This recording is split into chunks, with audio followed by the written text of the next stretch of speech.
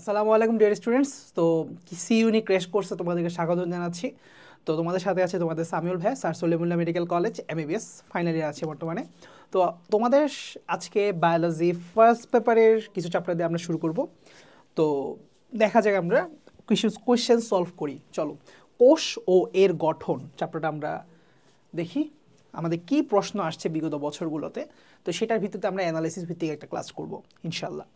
তো শুরু করা যাক। হ্যাঁ, কারণ আমি আসলে খুব ডিটেলস না পড়ালেও প্রতিটা প্রশ্নের সাথে রিলেটেড থিওরিগুলো তোমাদের ডিসকাস করে যাব, যার কারণে ভালোই টাইম লাগবে। তো আসো, আদিকোষে জিন প্রকাশের একক কী? প্রশ্নে খেয়াল করবা, এটা কিন্তু প্রকৃতি কোষ বলে না, আদিকোষ। সো আদিকোষে জিন প্রকাশের একক কিন্তু একটাই, এবং সেটা হচ্ছে অপেরণ। আদিকোষে জিন প্রকাশের একক হচ্ছে অপেরণ।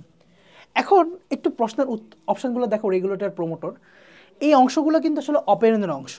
তো আমাদের একটু অপেরণ সম্পর্কে আইডিয়া নিতে হবে। অপেরণের 4টা অংশ থাকে আসলে। অপেরণ হচ্ছে বেসিক্যালি তোমার আদিকোষে জিন প্রকাশের একক। আদিকোষে জিন প্রকাশের টোটাল এককটার নাম হচ্ছে অপেরণ, যেটা 4টা অংশ আছে। তো অপেরণের মধ্যে 4টা স্পেসিফিক জিন থাকে। তুমি এভাবে চিন্তা করবা যে কোনো একটা জিনিসকে যদি ফার্স্টে তৈরি করতে হয়, কিছু নাই, তাহলে সেটা তৈরি করে নিতে হবে, তার মাঝে গঠন করে নিতে হবে। সো গাঠনিক জিন থাকবে, এভাবে চিন্তা করবো। সো জিনিসটা গঠন করলে কিন্তু হবে না, সেটাকে একটু বড় করতে হবে। অর্থাৎ কোনো একটা বিজনেস জাস্ট তুমি স্টার্ট করছো বা গঠন করলা, সেটাকে কিন্তু বড় করতে হবে, প্রসারণ করতে হবে, অর্থাৎ সেটাকে প্রমোট করতে হবে, বিজনেস প্রমোট। তো এইভাবে চিন্তা করো যে এখানে প্রমোটর কিছু জিন আছে, প্রমোটর জিন। দেখো এইভাবে চিন্তা করো। দেন হচ্ছে একটা বিজনেস কিন্তু জাস্ট তুমি প্রচার প্রসারণে বড় করলা তাইলে কিন্তু হবে না, কিন্তু এখানে ভিতরে যে অপারেশনস বা কার্যক্রমগুলো চলবে সেগুলো তোমাকে ঠিকঠাক মেনটেন করতে হবে। সো কিছু চালক জিন বা অপারেটর থাকা লাগবে, কিছু চালক জিন অথবা অপারেটর থাকা লাগবে। প্রমোটর জিনের বাংলা হচ্ছে উদ্দীপক জিন, তোমরা বাংলাগুলো পড়ে রাখতে পারো। অপারেটর জিনের বাংলা হচ্ছে খুব সম্ভবত চালক জিন, এই আর কি। তারপরে দেখো অপারেটর ছাড়াও দেখো, যেমন কোনো কোম্পানিতে বা কোনো জায়গায় যদি কোনো ইরেগুলারিটিস হয় বা কোনো বড় ধরনের ক্রাইম বা অন্যায় হয়, তাকে দমন করার জন্য একটা দুর্নীতি দমন কমিশন লাগে, তাই না? সো তাকে রেগুলেট করার একটা বডি থাকা লাগে। সো এক্স্যাক্টলি শুধু কাজ করে গেলাম তাইলে হবে না, উল্টাপাল্টা কাজও করতে পারে তারা। অপারেশন উল্টাপাল্টাও হইতে পারে। তাহলে অপারেশন যদি ঠিকঠাকভাবে রেগুলেট হয়, তাহলে এখানে জন্য নিয়ন্ত্রক জিন বা রেগুলেটর জিন থাকবে। রেগুলেটর জিন বাংলা হচ্ছে খুব সম্ভবত নিয়ন্ত্রক জিন, ঠিক আছে? তো এই হলো মোটামুটি 4টা অংশ, জাস্ট তোমরা জেনে রাখবা। এগুলো হচ্ছে অপেরণের পার্ট। তো আমরা এতটুকু জানলে মোর দেন এনাফ। এটার সাথে রিলেটেড থিওরি এই যে জিন প্রকাশের একক আদিকোষে হচ্ছে অপেরণ। তো আমরা আরও কিছু থিওরি একটু জেনে নিতে পারি। যেমন প্রকৃত কোষের বেলায় কিন্তু আসলে ঘটনাগুলো একটু অন্যরকম। প্রকৃত কোষের ক্ষেত্রে জিন প্রকাশের কোনো একটা সিঙ্গেল ইউনিট নেই, প্রত্যেকটার জন্য আলাদা আলাদা করে ডিসকাস করা হয়। যেমন একটা হচ্ছে র্যাকন, এটার সাথে রেপ্লিকেটেড একটা রিলেটেড প্রশ্ন হচ্ছে রেপ্লিকন, তারপরে হচ্ছে মিউটন, এবং আরেকটা কী জানি ছিল, র্যাকন, রেপ্লিকন, মিউটন এবং সিস্ট্রন। এই 4টা জিনিস সম্পর্কে তোমাকে একটু রিলেটেড থিওরি জেনে নিতে হবে। দেখো আমি মুখ দিয়ে একবার বলে যে তোমরা একটু জাস্ট এটা একটু ধরে নেওয়ার ক্যাচ করার ট্রাই করো, ওকে? সো আশা করি তোমরা ক্যাচ করতে পারবা। দেখো র্যাকন হচ্ছে, অনেকে ভুল করে যে রিকম্বিনেশনের একক না বলে রেপ্লিকেশনের একক মনে করে। না, মনে রাখবা যে রেপ্লিকন হচ্ছে রেপ্লিকেশনের একক। সো রেপ্লিকেশনের একক হচ্ছে, সো কোনটা কার একক এটা মাথায় রাখবো আমরা। রেপ্লিকেশনের একক হচ্ছে রেপ্লিকন, র্যাকন হচ্ছে বেসিক্যালি রিকম্বিনেশনের একক। দেখো রিকম্বিনেশন থেকে র্যাকো শব্দটা আনলে কিন্তু র্যাকন হয়ে যায়। তাহলে দেখো রিকম্বিনেশন একক হচ্ছে র্যাকন, আর রেপ্লিকন হচ্ছে রেপ্লিকেশনের একক। মিউটন হচ্ছে মিউটেশনের একক, জিন মিউটেশনের একক হচ্ছে মিউটন, এবং সিস্টন হচ্ছে জিন কার্যের একক। জিন কার্যের একক খুবই ইম্পর্টেন্ট। জিন কার্যের একক কোনটি? সিস্টন। সো আমরা এই প্রশ্নগুলো বা এই থিওরিগুলো একটু মাথায় রাখবো, ঠিক আছে? তাহলে আমাদের মোটামুটি এই পার্টে আমাদের কোনো দুর্বলতা থাকবে না এই ধরনের প্রশ্ন আসলে। সেকেন্ড যে টাইপের প্রশ্নগুলো আসে আমরা কিন্তু দেখি যে উদ্ভিদ কোষে অনন্য বৈশিষ্ট্য। সো উদ্ভিদ কোষে অনন্য বৈশিষ্ট্য মানে হচ্ছে শুধুমাত্র উদ্ভিদে থাকবে, প্রাণীতে থাকবে না এমন কিছু জিনিস। এটার 1 নম্বর উদাহরণ হচ্ছে কোষ প্রাচীর। আমরা দেখিও প্রশ্নের কোন কোষ প্রাচীর আছে কিনা, আছে। সো এটা হচ্ছে উত্তর। এছাড়াও মাথায় রাখতে পারি আমরা কোষ প্রাচীর ছাড়া উদ্ভিদ কোষের অনন্য বৈশিষ্ট্য হতে পারে প্লাস্টিড। যেমন প্লাস্টিড কখনোই প্রাণী কোষে থাকে না সাধারণত। তারপরে আর কি হইতে পারে অনন্য বৈশিষ্ট্য, আমরা যদি চিন্তা করি কোষ গহ্বর, এটাও হচ্ছে আসলে উদ্ভিদে পাবো, প্রাণীতে পাবো না। তাহলে এই তিনটা এন্টিটি বা এই তিনটা জিনিস হচ্ছে আমরা উদ্ভিদে পাবো, প্রাণীতে পাবো না। আবার প্রাণীতে পাবো, উদ্ভিদে পাবো না এমন কিছু জিনিসপত্র কি আছে? হ্যাঁ আছে। যেমন প্রাণীকোষের ক্ষেত্রে সেন্ট্রিওলটা দেখবা বেশি, প্রাণীকোষে সেন্ট্রিওলটা থাকে, কিন্তু উদ্ভিদ কোষে সেন্ট্রিওল দেখা যায় না। সো এই ধরনের জিনিসপত্রগুলো একটু জেনে রাখতে হবে যে কোনটা উদ্ভিদে কোনটা প্রাণীতে। একদম বেসিক নর্মাল প্রশ্ন আসে। সো এই বেসিক নর্মাল প্রশ্নগুলো উত্তর পারতে হলে ওই বেসিক নর্মাল জিনিসগুলো পত্রগুলো একটু ঠিকঠাকভাবে জানা থাকা লাগবে। ওকে, সো আমরা একটু দ্রুত আগাচ্ছি যাতে আমরা ক্লাসটা একটু কম্প্যাক্টভাবে খুব সুন্দরভাবে শেষ করতে পারি। দেখো নিচে কোনটা উদ্ভিদের বর্জ্য পদার্থ, মানে উদ্ভিদ কোষের বর্জ্য পদার্থ। উদ্ভিদের 3 ধরনের পদার্থ আছে, আমরা মাথায় রাখবো। একটা হচ্ছে তাদের সঞ্চিত পদার্থ, যেটা সঞ্চয় করে রাখে ভালো জিনিস। একটা হচ্ছে নিশ্চিত পদার্থ, যেটা বের করে দেয়, নিঃসরণ করে, কিছু পদার্থ ক্ষরণ করে। আবার কিছু পদার্থ হচ্ছে একদম আনইম্পর্টেন্ট বর্জ্য পদার্থ, উদ্ভিদের জন্য একদম আনইম্পর্টেন্ট বর্জ্য পদার্থ। তো 3 ভাগে ভাগ করা হয়। সঞ্চিত পদার্থগুলো একদম সোজা, আমাদের খাবারের উপাদানগুলো উদ্ভিদ সঞ্চয় করে রাখে নর্মালি। এই জন্য আমরা উদ্ভিদ খেয়ে বেঁচে থাকি, কারণ উদ্ভিদ ওই উপাদানগুলো সঞ্চয় করে রাখে যেগুলো আমরা খাবার হিসেবে দরকার। যেমন কি কার্বোহাইড্রেট দরকার, প্রোটিন দরকার, লিপিড দরকার। সো এক্স্যাক্টলি এই জিনিসগুলো সঞ্চয় করে রাখে, ঠিক আছে। আর কিছু পদার্থ বর্জ্য পদার্থ। তো বর্জ্য পদার্থ অনেক আছে, রেজিন আছে, ট্যানিন আছে, অ্যালকালয়েড আছে, অনেক কিছু। যেমন এখানে আমি দেখতে পাচ্ছি অলরেডি রেজিনের কথাটা আমি দেখছি। সো এটা হচ্ছে আসল অ্যান্সার, বাট আমাদেরকে সব কিছু জানতে হবে। তো বর্জ্য পদার্থ উদাহরণ অনেকগুলা, ট্রাই করবা যে বর্জ্য পদার্থ উদাহরণ একবার পড়ে ফেলা, বাট সঞ্চিত আর নিশ্চিত খুব ভালো করে মনে রাখলে মনে রাখবা এই দুইটা যদি ঠিক খুব ভালো করে মনে থাকে, অটোমেটিকভাবে বাদ দিলে যা থাকে সব হচ্ছে বর্জ্য পদার্থ। তো নিশ্চিত পদার্থের মধ্যে কে ফোন দিচ্ছে, সরি। ওকে, তো দেখো নিশ্চিত পদার্থ। তো নিশ্চিত পদার্থের মধ্যে আমরা হচ্ছে যে মাথায় রাখবো, মনে রাখার উপায় হচ্ছে হিস প্যান। হিস প্যান দিয়ে আমরা মনে রাখবো। হিস দিয়ে হচ্ছে হরমোন, পেনে হচ্ছে পিগমেন্ট, ইতে হচ্ছে এনজাইম এবং এনে হচ্ছে নেকটার। দেখো এইটা মনে রাখা খুব সহজ টেকনিক। হিস পেন, হরমোন, পিগমেন্ট, এনজাইম, নেকটার, এগুলো হচ্ছে নিশ্চিত পদার্থ। সঞ্চিত পদার্থ এই 3টা। তো এই বাদ দিলে যা কিছু থাকবে রেজিন, ট্যানিন, অ্যালকালয়েড, আরও কী কী জানি আছে, তো এগুলো হচ্ছে মোটামুটি বর্জ্য পদার্থ। তো দেখো এখানে পিগমেন্ট পড়ে গেছে সঞ্চয় পদার্থ, নেকটার পড়েছে সঞ্চয় পদার্থ, এই 3টাই হচ্ছে কি সঞ্চয় পদার্থ, তাই না? আর লিগনিন হচ্ছে একটা গাঠনিক পদার্থ, উদ্ভিদের কোষ প্রাচীরের মধ্যে থাকে, সেকেন্ডারি বা গৌণ প্রাচীরে। তার মানে এখানে অবশ্যই রেজিন হচ্ছে আমাদের বর্জ্য পদার্থ। তারপরে এখন আসো প্রোক্যারিওটিক কোষের বৈশিষ্ট্য। আমরা এই ধরনের এমসিকিউ আসে, 3 নাম্বার টাইপের এমসিকিউ আমরা দেখতে পাচ্ছি যে কোনটা প্রোক্যারিওটিক কোষের বৈশিষ্ট্য নয় বা উদাহরণ নয়। দেখো আকার ছোট হয়, 1 থেকে 10 ন্যানোমিটার মধ্যে হয়, এটাই খুব সম্ভবত ঠিক আছে। এটাতে আমি এত শিওর না, বাট খুব সম্ভবত এটা ঠিক আছে। ক্রোমাটিন ডিএনএ অথবা আরএনএ থাকা ওকে, থাকতে পারে ডিএনএ অথবা আরএনএ থাকতেই পারে, যে কোনো একটা থাকবে।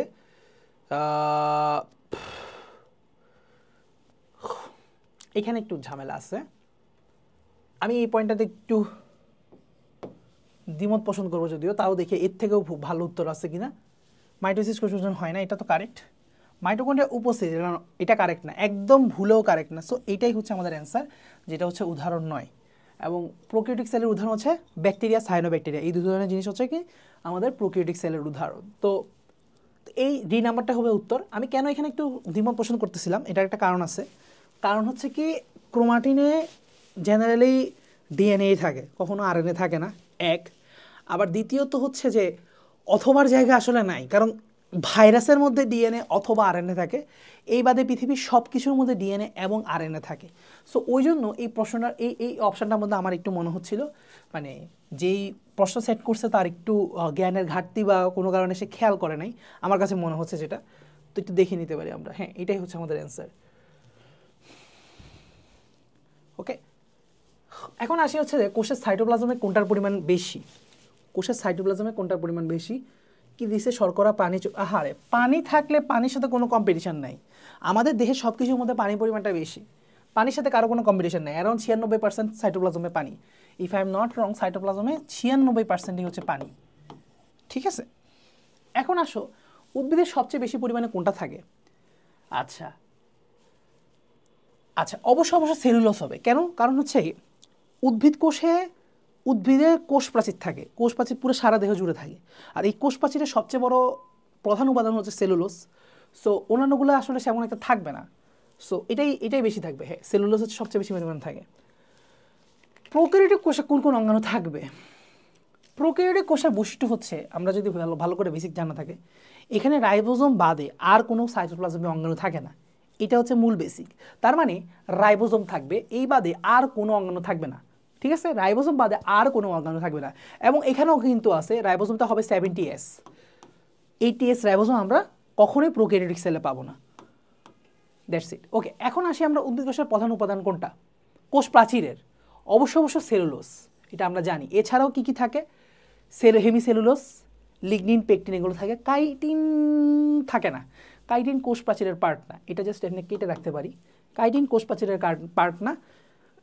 ইফ এটা এক্সেপশন কেস হয় সেটা আলাদা, যেমন ছত্রাকের কোষ প্রাচীরে খুব সম্ভবত কাইটিন থাকে। আমি কি ভুল বলতেছি না ঠিক বলতেছি? হ্যাঁ, ছত্রাকের কোষ প্রাচীরে কাইটিন থাকে, সেটা ভিন্ন বিষয়। ঠিক আছে। আচ্ছা, তা এখন আসো কোনটা ঝিল্লিবদ্ধ অঙ্গাণু নাই। আচ্ছা, এই টাইপের প্রশ্নগুলো উত্তর করার জন্য একটু টেকনিক খাটাতে হবে। দেখো, ঝিল্লিবদ্ধ অঙ্গাণুর নাম মুখস্থ করবা, অথবা ঝিল্লিবদ্ধ না এমন অঙ্গাণুগুলোর নাম মুখস্থ করবা। যে কোনো একটা মুখস্থ করবা, পরীক্ষায় যেটা আসবে তার বিপরীতটা দাগিয়ে দিবা। অর্থাৎ ব্যাপারটা এমন যে, ধরো আমি ঝিল্লিবদ্ধ মুখস্থ করছি, পরীক্ষায় আসছে ঝিল্লিবদ্ধ নয়, তাহলে ঝিল্লিবদ্ধগুলো তো আমি জানি, তাহলে যেটা জানি না ঝিল্লিবদ্ধ, তাহলে সেটা হচ্ছে আমার ঝিল্লিবদ্ধ নয়। বুঝছো? যে কোনো একটা নেমারিস শিখো। তো আমি বিশেষ করে যেগুলো ঝিল্লিবদ্ধ না, অর্থাৎ নন মেমব্রেনাস বা ঝিল্লিবদ্ধ না যারা, তাদেরটা আমি মনে রাখাইতে পছন্দ করি। স্টুডেন্ট থেকে বলে এটা মনে রাখো, নন মেমব্রেনাস অর্গানেলে বা অঙ্গাণুগুলা কী কী। তো এটা যে টেকনিকটা মনে রাখতে বলি সেটা হচ্ছে, দেখো, মামারা প্রতি সেকেন্ডেই ইমোশনাল, প্রতি সেকেন্ডেই ইমোশনাল। বুঝা গেছে? সো দেখো এখানে কি বুঝাচ্ছি। মাতে হচ্ছে মাইক্রোটিউবুলস,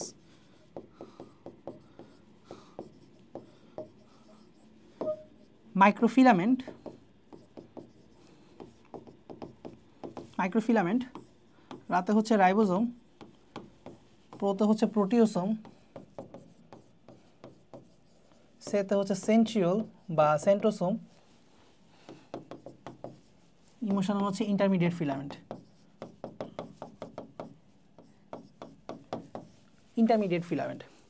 আর এটা নিয়ে জেনে রাখো, মাইক্রোটিউবিউল, মাইক্রোফিলামেন্ট এবং ইন্টারমিডিয়েট ফিলামেন্ট, এই তিনটাকে একত্রে কিন্তু কোষীয় কঙ্কাল বলে। এটা একটু জেনে রাখবা। এই তিনটাকে একসাথে কোষীয় কঙ্কাল বলে বা সাইটোস্কেলেটন বলে। ঠিক আছে?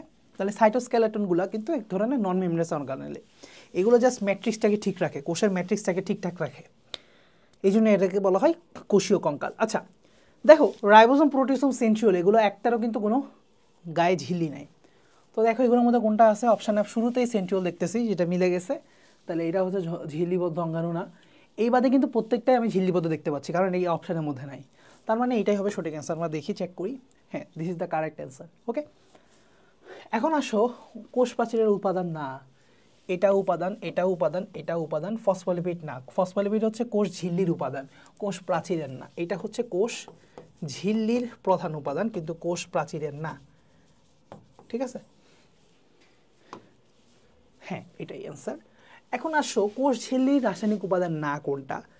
আবারও আসছে কোষ ঝিল্লিতে প্রোটিন, লিপিড, কার্বোহাইড্রেট সবই দেখবে। কপার কেন আসবে বাবা? কপার আসবে না। তাহলে এটাই হচ্ছে আমাদের রাইট অ্যান্সার। দেন আমরা আসি অপকৃত কোষের।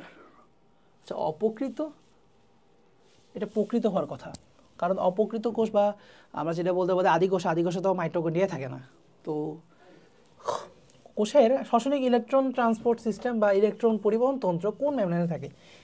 আচ্ছা, মাইটোকন্ড্রিয়া থাকে ফর শিওর, প্রথমে অন্য কোথাও থাকতেছে না, কারণ হচ্ছে কি ইলেকট্রন ট্রান্সপোর্ট চেইন এটা আমাদের মূলত কোথায় থাকবে? ইটিএস, এটা থাকবে হচ্ছে মাইটোকন্ড্রিয়াতে। ওকে, সো মাইটোকন্ড্রিয়া কোথায় থাকতে পারে? মাইটোকন্ড্রিয়া হচ্ছে বহি মেমব্রেন না অন্ত মেমব্রেন? অবশ্যই অন্ত মেমব্রেন বা ইনার মেমব্রেনে, কারণ মাইটোকন্ড্রিয়ার যদি আমরা ছবিটা এঁকে থাকি তখন জীবন আমরা একবার হলো ছবিটা আঁকছি আশা করি একাডেমিকে। তখন দেখো এইটা ছিল আমাদের ইনার মেমব্রেন, যেটার ভাঁজ করা অংশগুলোকে আমরা ক্রিস্টি ডাকতাম। সো এই ক্রিস্টির গায়ে কিন্তু বিভিন্ন প্রোটিন লাগানো থাকতো এবং এই প্রোটিনগুলো মিলে কিন্তু একটা ইলেকট্রন ট্রান্সপোর্ট চেইন তৈরি করতো। তার মানে এটা অন্ত মেমব্রেনে হওয়ার কথা, এটা আন্ত লিখছে, অন্ত হবে। হ্যাঁ, এটাই কারেক্ট অ্যান্সার। এছাড়াও থাইলাকয়েড মেমব্রেনেও কিন্তু থাকে, বাট সমস্যাটা হচ্ছে শ্বসনিক কথাটা উল্লেখ করে দিচ্ছে। শ্বসনের সাথে একমাত্র মাইটোকন্ড্রিয়া রিলেটেড, সো এইসব ক্ষেত্রে আমি আর থাইলাকয়েড দাগাতে পারবো না। আচ্ছা, এনার্জি কারেন্সি কোন অঙ্গাণুর সাথে জড়িত? এনার্জি কারেন্সি মানে হচ্ছে এটিপি। তাহলে এটিপি তৈরি করে কার মাধ্যমে? শ্বসন প্রক্রিয়ার মাধ্যমে। শ্বসনের সাথে কে রিলেটেড? অবশ্যই আবারও mitochondria. So the mitochondria. Okay, power house of সেলও ডাকে একে। পাওয়ার হাউস অফ সেল কাকে ডাকে? মাইটোকন্ড্রিয়াকে ডাকে। কোষের রান্নাঘর কাকে ডাকে? কোথায় রান্না বান্না হয়? প্লাস্টিডের মাধ্যমে রান্না বান্না হয়। সো ক্লোরোপ্লাস্ট আমরা বলতে পারি কোষের রান্নাঘর। ওকে, এখন আসো আবাদি গমের ক্রোমোজোম সংখ্যা। আচ্ছা, এই টাইপের প্রশ্ন বা এমসিকিউ প্রায় সময় হয়। সো এইটার উত্তর মুখস্থ আছে আমার 42, বাট তোমাদের আরও যেসব প্রশ্ন আসতে পারে সেগুলো কিভাবে মনে রাখতে পারে সেটা তোমাদের একটু আইডিয়া দিই। দেখো, শুরুতেই মাথায় রাখবো আমরা যে ধান এবং টমেটো, ঠিক আছে, এই দুজনের ক্রোমোজোম সংখ্যা হচ্ছে 24। কেন একসাথে মনে রাখবো? কারণ ধান থেকে চাল, চাল থেকে ভাত হয়, ভাতে টমেটোর সাথে আমরা টমেটোকে সালাদ বানায় খাইতে পারি। সো ভাত এবং সালাদ খুব ভালো একটা কম্বিনেশন, তারা একসাথে 24 হইতে পারে। আবার একটা জিনিস চিন্তা করো, যাদের ভাত খাওয়ার সমস্যা আছে, ধরো ভাত খাইলে তাদের ডায়াবেটিসের সমস্যা আছে, তারা কিন্তু গমের আটা দিয়ে মানে গমের রুটি খায়, ঠিক আছে, গমের মানে রুটি খায়। তো গম হচ্ছে বেসিক্যালি এটার বিকল্প। সো যেখানেই মনে রাখবা বিকল্প, সেখানেই মনে রাখবা ইধার কামাল উধার, উধার কামাল উধার, অর্থাৎ 4 সামনে চলে আসবে, 2 পিছনে চলে যাবে, 42। তাহলে দেখো গম এই জন্যই হচ্ছে 42 মনে থাকবে। আবার আসি মানুষ এবং রেশম পোকা। মানুষ এবং রেশম পোকা এরা হচ্ছে ক্রোমোজোম সংখ্যা হচ্ছে 46। তো গিনিপিগের ক্রোমোজোম সংখ্যা কত হওয়া উচিত? দেখো, ল্যাবরেটরিতে গিনিপিগকে ব্যবহার করা হয় মানুষের পরিবর্তে, কারণ হচ্ছে মানুষের উপর এক্সপেরিমেন্ট চালালে মানুষের প্রাণহানি ঘটতে পারে। তাই যেহেতু তারা বিকল্প, আর আমি বলছি বিকল্প মানে ইধার কামাল উধার, উধার কামাল ইধার। সো তুমি মনে রাখবা গিনিপিগের ক্রোমোজোম সংখ্যা হচ্ছে 64। তারপরে আসো সোনা ব্যাঙ। তারপরে আসো সোনা ব্যাঙ। সোনা ব্যাঙের ক্রোমোজোম সংখ্যা কত হতে পারে? দেখো, সোনা ব্যাঙ থেকে স্বাধীনতা দিবসের কথা মনে রাখবা, যেটা অর্থাৎ 26শে মার্চ। কি মনে থাকবে? তারপরে আসো কিউলেক্স মশা। কিউলেক্স মশা, কিউলেক্স মশা। দেখো, কিউলেক্স মশা থেকে চিন্তা করো, কিউলেক্স মশা কিউবের কয়টা দল থাকে? 6টা, তাহলে শেষ 6। তারপরে আসো, তাহলে মাছির কত হইতে পারে? নর্মাল যে কোনো মাছির হচ্ছে 8 হবে, তাহলে একটু জাস্ট 2 বেশি। আচ্ছা, আবার গৃহমাছি আলাদা আছে। গৃহমাছির ক্রোমোজোম সংখ্যা কত হতে পারে? গৃহ মানে হচ্ছে বাড়ি, মানে ঘর। বাড়ি মানে বাড়ি থেকে 12 মনে রাখবা, শেষ। গৃহমাছির ক্রোমোজোম সংখ্যা 12। কি সোজা লাগতেছে একটু? এভাবে করে করে আমরা কিন্তু টেকনিক দিয়ে মনে রাখতে পারি ক্রোমোজোম সংখ্যাগুলো খুব ইজিলি। আর কি মনে রাখতে পারি? আরও 2টা খুব ইম্পর্টেন্ট মনে রাখবো, 14 এবং হচ্ছে 18। মনে রাখবা 14তে পাস, পরীক্ষাতে পাস করতে হলে তোমাকে 14 পাওয়া লাগবে, ঠিক আছে। পরীক্ষায় যদি তুমি পাস করতে চাও তাহলে কত পাওয়া লাগবে? 14 পাওয়া লাগবে। তাহলে পাতে এবং শশা এরার ক্রোমোজোম সংখ্যা হচ্ছে 14। ক্লিয়ার? এখন আসো 18তে কি? 18তে সাধারণত মেয়েদেরকে বিয়ে দেওয়া হয়, তাহলে কিন্তু ছেলেদেরকে কিন্তু 18 বছর বয়সে বিয়ে দেয় না। তার মানে 18তে যদি তুমি বিয়ে করতে যাও তাহলে কিন্তু মেয়ের বাবা তোমাকে মূলা দিবে না, ঠিক আছে, মূল বেও না। মূল বেও না মানে কি? তোমাকে পাত্তা দিবে না, অর্থাৎ মূলাও দিবে না বাপে। সো মূলাও দিবে না বাপে, বাপে তোমাকে কিন্তু দিবে না মেয়েকে। সো বাঁধাকপি এবং পেঁপে এবং মূলাও দিবে না বাপে, সো মূলা। সো মূলা, বাঁধাকপি, পেঁপে এই 3টার ক্রোমোজোমের সংখ্যা হচ্ছে 18। কি মনে থাকবে আশা করি?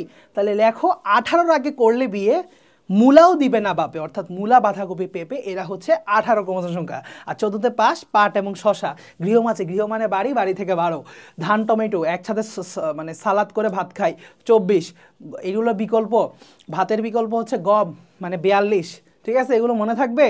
আশা করি মনে থাকবে। আচ্ছা, 48 ক্রোমোজোম সংখ্যা কোনটা আছে জানি একটু দেখে নিও। 48 ক্রোমোজোম সংখ্যাটা একটু দেখে নিও, হ্যাঁ, বই থেকে দেখে নিও। এগুলো আমি বলে দিলাম। আচ্ছা, এই তো। এখন আসো, সাইটোপ্লাজমিক অঙ্গাণুতে পর্দা থাকে না, পর্দা থাকে না, রাইবোজোম। ওই যে মামারা প্রতি সেকেন্ডে ইমোশনাল, সেখান থেকে রা। আচ্ছা, তারপরে দেখো উদ্ভিদ কোষের প্লাস্টিড কে আবিষ্কার করছে? শিম্পার। শিম্পার ইজ দ্য আবিষ্কার অফ প্লাস্টিড, ঠিক আছে। আচ্ছা, নিউক্লিয়াসের গঠন কে বর্ণনা করছে? Robert brown. এগুলো পড়তে হবে, এগুলো না পড়লে পারবা না। আচ্ছা, ডিএনএ সূত্রগুলো পরস্পর কোন বন্ধনী দ্বারা যুক্ত থাকে? এই যে একটা সূত্র, এই যে আরেকটা সূত্র, এদের মাঝখানে কি থাকে? হাইড্রোজেন বন্ড থাকে মূলত, ঠিক আছে? এদের মাঝখানে থাকে হাইড্রোজেন বন্ড।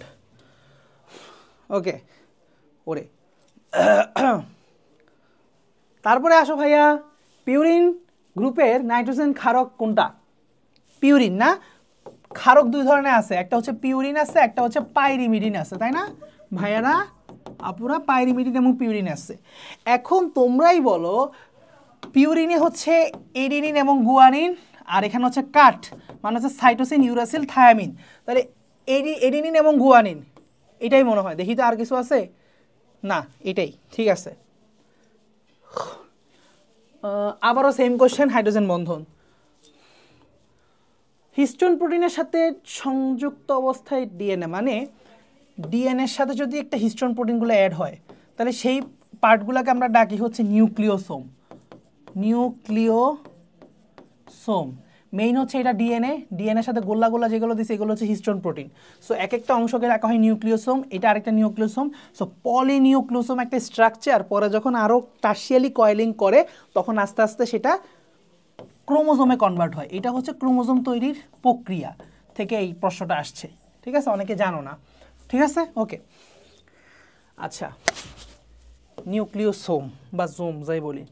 তারপরে আসো কোনটা স্টার্ট করুন, খুবই সোজা প্রশ্ন। স্টার্ট করুন হচ্ছে AUG, এবং এটা কি নির্দেশ করে? এটা নির্দেশ করে ম্যাথিওনিন বা মিথিওনিন যাই বলো, এটা নির্দেশ করে ম্যাথিওনিন, ঠিক আছে? এটা নির্দেশ করে ম্যাথিওনিন। ক্লিয়ার? আচ্ছা আসো, এখন আসো আমাদের দ্বিতীয় অধ্যায়, কোষ বিভাজন। আচ্ছা, তো এখন আমরা হচ্ছে কোষ বিভাজন চ্যাপ্টারে কী কী MCQ-গুলা বা কী টাইপের প্রশ্নগুলো আসছে আমরা একটু দেখি। তো দেখো, আমরা সেল ডিভিশন চ্যাপ্টারের মধ্যে প্রথমে একটা প্রশ্ন দেখতে পাচ্ছি, বাট আমরা তার আগে একটু বলি, সেল ডিভিশন চ্যাপ্টারটা কিন্তু আসলে ছোট, এখানে বলে দেওয়া সম্ভব যে আসলে প্রশ্ন কী কী জায়গা থেকে হবে। সো আমরা একটু ফার্স্টে ছোটোখাটো তোমাদেরকে একটা অ্যানালাইসিসটা বলি। সেটা হচ্ছে আমাদের আসার মতো জায়গা হচ্ছে মোটামুটি 3-4টা জায়গা। একটা হচ্ছে তোমার কোষচক্র, ঠিক আছে? ওকে, সো কোষ সেল সাইকেল বা কোষ চক্র থেকে প্রশ্ন আসতে পারে। তারপর হচ্ছে তোমার মাইটোসিস কোষ বিভাজন থেকে প্রশ্ন আসতে পারে, ঠিক আছে? মাইটোসিস কোষ বিভাজনের ধাপসমূহ এবং এটার গুরুত্ব, প্রতিটা জিনিসের গুরুত্ব দরকার আছে। এবং হচ্ছে মিওসিস, এবং আমরা জানি মিওসিস বা মায়োসিস কোষ বিভাজনের মধ্যে আমাদের ক্রসিং ওভার হয়। সো পাশাপাশি মিওসিসের গুরুত্বের পাশাপাশি ক্রসিং ওভারের গুরুত্ব একই ধরনেরই, সো ওইটা আমাদের জানতে হবে। তো এই হচ্ছে মোটামুটি 3টা জায়গা। তো এগুলোর ভিতরে ডিটেলস আমাদের মোটামুটি জানতে হয়। তো আমরা যদি একটু ছোটোখাটো ডিটেলস একটু আলোচনা করে যাই, আমার মনে হয় ভিতরে MCQ-গুলো সলভ করতে আমাদের সুবিধা হবে, এবং পাশাপাশি আমাদের নলেজটা টাইপ ভিত্তিক নলেজ যা জানা লাগবে আমাদের মোটামুটি হয়ে যাবে প্রশ্ন সলভ করতে করতে। সো প্রশ্ন সলভের বাইরে আমি কিছু থিওরি পড়াই দিচ্ছি তোমাদেরকে। দেখো, ফার্স্ট অফ অল হচ্ছে যে সেল সাইকেল, আমরা জানি যে সেল সাইকেল জিনিসটা কি বলে, যে আমাদের কোষে মূলত 2টা দশায় থাকে। একটা হচ্ছে সে আইদার সে রেস্টিং ফেজে আছে, অর্থাৎ সে বিশ্রাম দশায় আছে, আইদার সে কোষ বিভাজনরত দশায় আছে। তো কোষ বিভাজনরত দশাটাকে বলা হয় M ফেজ, অর্থাৎ সে মাইটোসিস কোষ বিভাজনরত দশায় আছে। আর বাকি 95%, অর্থাৎ 90 to 95% টাইম সে হচ্ছে রেস্টিং দশায় অবস্থান ব্যয় করে। সো এই টাইমটাকে বলা হয় ইন্টারফেস দশা। এই দশাটাকে বলা হয় ইন্টারফেস দশা, অর্থাৎ এতটুকু অংশ হচ্ছে M আর বাকি পুরাটা অংশ হচ্ছে ইন্টারফেস। সো এই ইন্টারফেসের মধ্যে আবার 3টা ভাগ আছে, আমরা আশা করি তোমরা পড়ে আসছো, তাই না? আমি আশা করি তোমাদের মনে আছে। সো ফার্স্ট অফ অল হচ্ছে কি, ধরো প্রথম দশার নাম হচ্ছে ধরো G1 দশা, পরের দশার নাম হচ্ছে ধরো S দশা, এবং G2 দশা হচ্ছে পরের দশার নাম।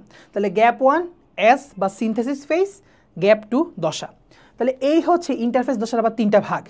তো কোনটাতে কত % টাইম ব্যয় হয় তোমরা একটু বই থেকে দেখে নিবা, এটা অনেক সময় পরীক্ষায় আসে। যেমন এটা খুব সম্ভবত 30 থেকে 40%, তারপরে কোনোটা আছে 30 থেকে 50%, আর বাকি 10 to 20% টাইম মনে হয় G2 ফেজ। তো একটু দেখে নিবা, হ্যাঁ?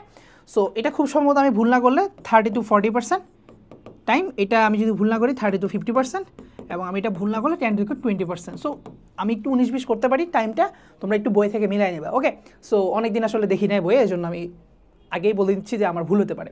কিন্তু এইটা হচ্ছে কত %? এটা হচ্ছে M ফেজ, অবশ্যই 5 থেকে 10% টাইম হচ্ছে বিভাজনরত দশায় থাকে। তাহলে বাকি 90 থেকে 95% টাইম কমপ্লিট হচ্ছে আমার ইন্টারফেস দশায় থাকে। এই তথ্যগুলো তোমাদের একদম ন্যূনতম জানা থাকা দরকার। এছাড়াও যেটা জানা থাকা আমার মতে দরকার সেটা হচ্ছে কি এই পুরো সেল সাইকেলটাকে নিয়ন্ত্রণ করতেছে কে, এই পুরো সেল সাইকেলটাকে নিয়ন্ত্রণ করার জন্য একটা ইম্পর্টেন্ট প্রোটিন আছে, সেই প্রোটিনটার নাম জানতে হবে বা সেই কম্পাউন্ডটার নাম জানতে হবে, সেটা হচ্ছে সাইক্লিন সিডিকে কম্পাউন্ড বা সাইক্লিন সিডিকে যৌগ। এই যৌগটা সেল ডিভিশন বা এই সেল সাইকেলটাকে কমপ্লিটলি নিয়ন্ত্রণে ভূমিকা রাখতেছে। আচ্ছা, আমরা মোটামুটি সেল সাইকেলে এতটুকু জানলে এনাফ আমার মতে। এছাড়াও যদি আরেকটু জানতে হয় একটু বলে দিই, G1 দশায় বিভিন্ন প্রোটিন তৈরি হয়। S দশাটা কেন সিনথেসিস বলা হয়, সিনথেসিস এখানে কি হয়, এখানে আসলে ডিএনএ রেপ্লিকেশন বা ডিএনএ ডুপ্লিকেশন হয়, অর্থাৎ ডিএনএ দ্বিতন হয়, ডিএনএটা ডাবল হয়, ঠিক আছে। সো এই জন্য এটাকে এস ফেজ বলে। এস ফেজের ইম্পর্টেন্সটা এটা খুব ইম্পর্টেন্ট, অন্যগুলো মনে রাখো বা না রাখো।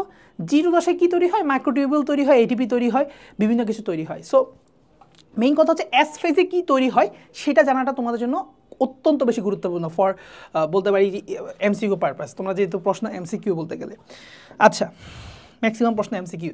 আচ্ছা, এখন দেখো যে মাইটোসিস সেল ডিভিশনে কী আসতে পারে, মাইটোসিসের গুরুত্ব আসতে পারে, তো গুরুত্বগুলো একটু পড়ে নিবা তোমরা বই থেকে, এবং মিওসিসের গুরুত্বগুলো পড়ে নিবা। আমরা জানি, আশা করি তোমরা পারো, যে মাইটোসিস হয় হচ্ছে আমাদের দেহকোষে, এবং এটা কোষের সংখ্যা বৃদ্ধির জন্য, ক্ষতস্থান পুরো করার জন্য, তারপর হচ্ছে কোষের আকার আকৃতি ঠিক রাখে, আয়তনের ভারসাম্য ঠিক রাখে, অর্থাৎ সব পজিটিভ পয়েন্ট হচ্ছে মাইটোসিসের মধ্যে।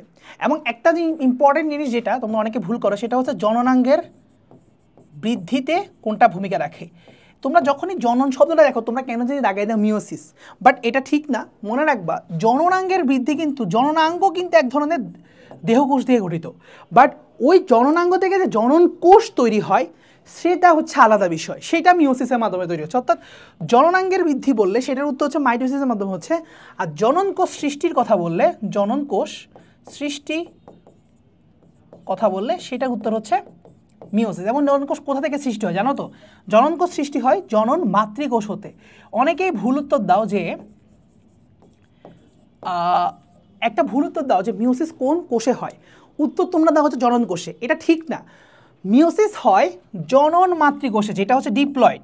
এই জনন মাতৃকোষে যখন মিওসিসটা হয় তখনই এটা হ্যাপ্লয়েড জনন কোষে কনভার্ট হয়। অর্থাৎ কখনোই বলবা না, আল্লাহর দোহাই, যে কি বলবা না যে জনন কোষে, সরি জনন মাতৃকোষ লিখে বলছে, কখনোই বলবা না যে জনন কোষে ইয়া হচ্ছে মিওসিস হচ্ছে, জনন মাতৃকোষে হচ্ছে, ফলে উৎপন্ন হচ্ছে জনন কোষ, এবং একটা জনন মাতৃকোষ থেকে অ্যারাউন্ড 4টা জনন কোষ তৈরি হবে। ক্লিয়ার? হ্যাপ্লয়েড কোষ তৈরি হবে, অর্থাৎ একটা ডিপ্লয়েড কোষে মিওসিস হইলে টোটাল 4টা কোষের সৃষ্টি হবে, যেখানে মিওসিসে 1টা থেকে 2টা কোষের সৃষ্টি হবে। মাথায় রাখবা, এটা হচ্ছে ডিফারেন্স এগুলো। এবং এখানে তুমি ডিপ্লয়েড থেকে ডিপ্লয়েড সেলই পাবা, ঠিক আছে। আর এখানে কি হইলো, 1টা থেকে 4টা কোষ পাবা, এবং তুমি ডিপ্লয়েড থেকে হ্যাপ্লয়েড কোষ পাবা। ক্লিয়ার? অর্থাৎ ক্রোমোজোম সংখ্যা অর্ধেক হয়ে যাবে, ক্রোমোজোম সংখ্যা অর্ধেক হয়ে যাবে মিওসিসে, আর ক্রোমোজোম সংখ্যা ঠিক থাকবে হচ্ছে মাইটোসিসে। সো এই বেসিক জিনিসগুলো তোমাদের জানা থাকা লাগবে, এবং এই ধাপগুলো জানা থাকা লাগবে, যে মাইটোসিসের ধাপগুলা এবং মিওসিসের ধাপসমূহ। আমরা এটা আস্তে আস্তে পরে ডিসকাস করতেছি, ওকে। সো আমরা এটা একটু পরে ডিসকাস করতেছি, ওকে। আমরা এমসিকিউ সলভ করতে করতে আমরা ডিসকাস করে ফেলতেছি, ক্লিয়ার? ওকে। সো আমরা দেরি না করি, চলো আমরা এমসিকিউ সলভে ঢুকে যাই। সো আমাদের বলছে কোষ বিভাজনের কোন পর্যায়ে ক্রোমোজোমগুলো বিষুবীয় অঞ্চলের দিকে থাকে। মনে রাখবা, এই যে ধরো স্পিন্ডল যন্ত্রের মাঝ বরাবর অংশটাকে বলা হয় বিষুবীয় অঞ্চল। তো এই মাঝ বরাবর অঞ্চলে কখন ক্রোমোজোমগুলো অবস্থান করে, যখন মেটাফেজ অবস্থায় আসে। সো মাথায় রাখবা, মাঝ বরাবর অবস্থান করাকে মতে মেটাকাইনেসিস বলে। মেটাকাইনেসিস শব্দের অর্থ হচ্ছে বিষুবীয় অঞ্চল বরাবর অবস্থান। তাহলে মেটাকাইনেসিস দশাটা বা মেটাকাইনেসিস অবস্থাটা কখন তৈরি হবে, যখন মেটাফেজ দশায় আমি আসি। ক্লিয়ার? মনে থাকবে। এবং এখানে একটা এক্সট্রা ইনফরমেশান, যে এই দশাটার মধ্যে ক্রোমোজোমগুলো সবচাইতে মোটা, খাটো এবং সুস্পষ্ট দেখা যায়। মোটা, খাটো এবং সুস্পষ্ট দেখা যায় এই দশায়, কারণ এরা বিষুবীয় অঞ্চলে সবচেয়ে মোটা খাটো অবস্থা থাকে। এই জন্য ক্রোমোজোমগুলোকে একদম এক্স্যাক্টলি গণা যায় খুব সুন্দরভাবে। আমাদের 46টা ক্রোমোজোমে 46টা গণা যাবে এই ফেজে। ক্লিয়ার? তাহলে আমরা মাইটোসিসের কয়টা ধাপ আছে সেটা একটু জেনে ফেললাম। কি কি ধাপ আছে? প্রোফেজ আছে, পাশাপাশি দেখো প্রোফেজ, প্রোমেটাফেজও আছে, ঠিক আছে। প্রোমেটাফেজ, তারপর হচ্ছে কি কি? মেটাফেজ, অ্যানাফেজ, টেলোফেজ, ঠিক আছে? Metaphase, anaphase, telophase, medical admission test, ম্যাট হয়ে গেছে। আচ্ছা যাই হোক, তো দেখো prophase, prometaphase, metaphase, anaphase, telophase, তো এই হচ্ছে মাইটোসিসের 5টা ধাপ। এবং এগুলো কিন্তু অ্যাকচুয়ালি মাইটোসিসের ধাপ বললে আসলে ঠিক না, এগুলো আসলে ক্যারিওকাইনেসিসের ধাপ। তোমরা আশা করি জানো ক্যারিওকাইনেসিস জিনিসটা কি। মাইটোসিসে দুইটা জিনিস ঘটে একসাথে, যে নিউক্লিয়াসে বিভাজন হয়, সাইটোপ্লাজমে বিভাজন হয়। নিউক্লিয়াসে বিভাজনটাকে আমরা বলি হচ্ছে ক্যারিওকাইনেসিস, সাইটোপ্লাজমের বিভাজনটাকে বলা হয় সাইটোকাইনেসিস। সো সাইটোকাইনেসিসের ধাপ নাই, এটা জাস্ট ডিরেক্ট হয়ে যায়। তো ক্যারিওকাইনেসিসের মোটামুটি এরকম 5টা ডিস্টিংগাইজড ধাপ আছে বা পর্যায় আছে বা দশা আছে, যেটাই বলো না কেন। আচ্ছা, আরেকটা কথা বলে দিব যে মিওসিসের ক্ষেত্রে মিওসিস কিন্তু 2 প্রকার।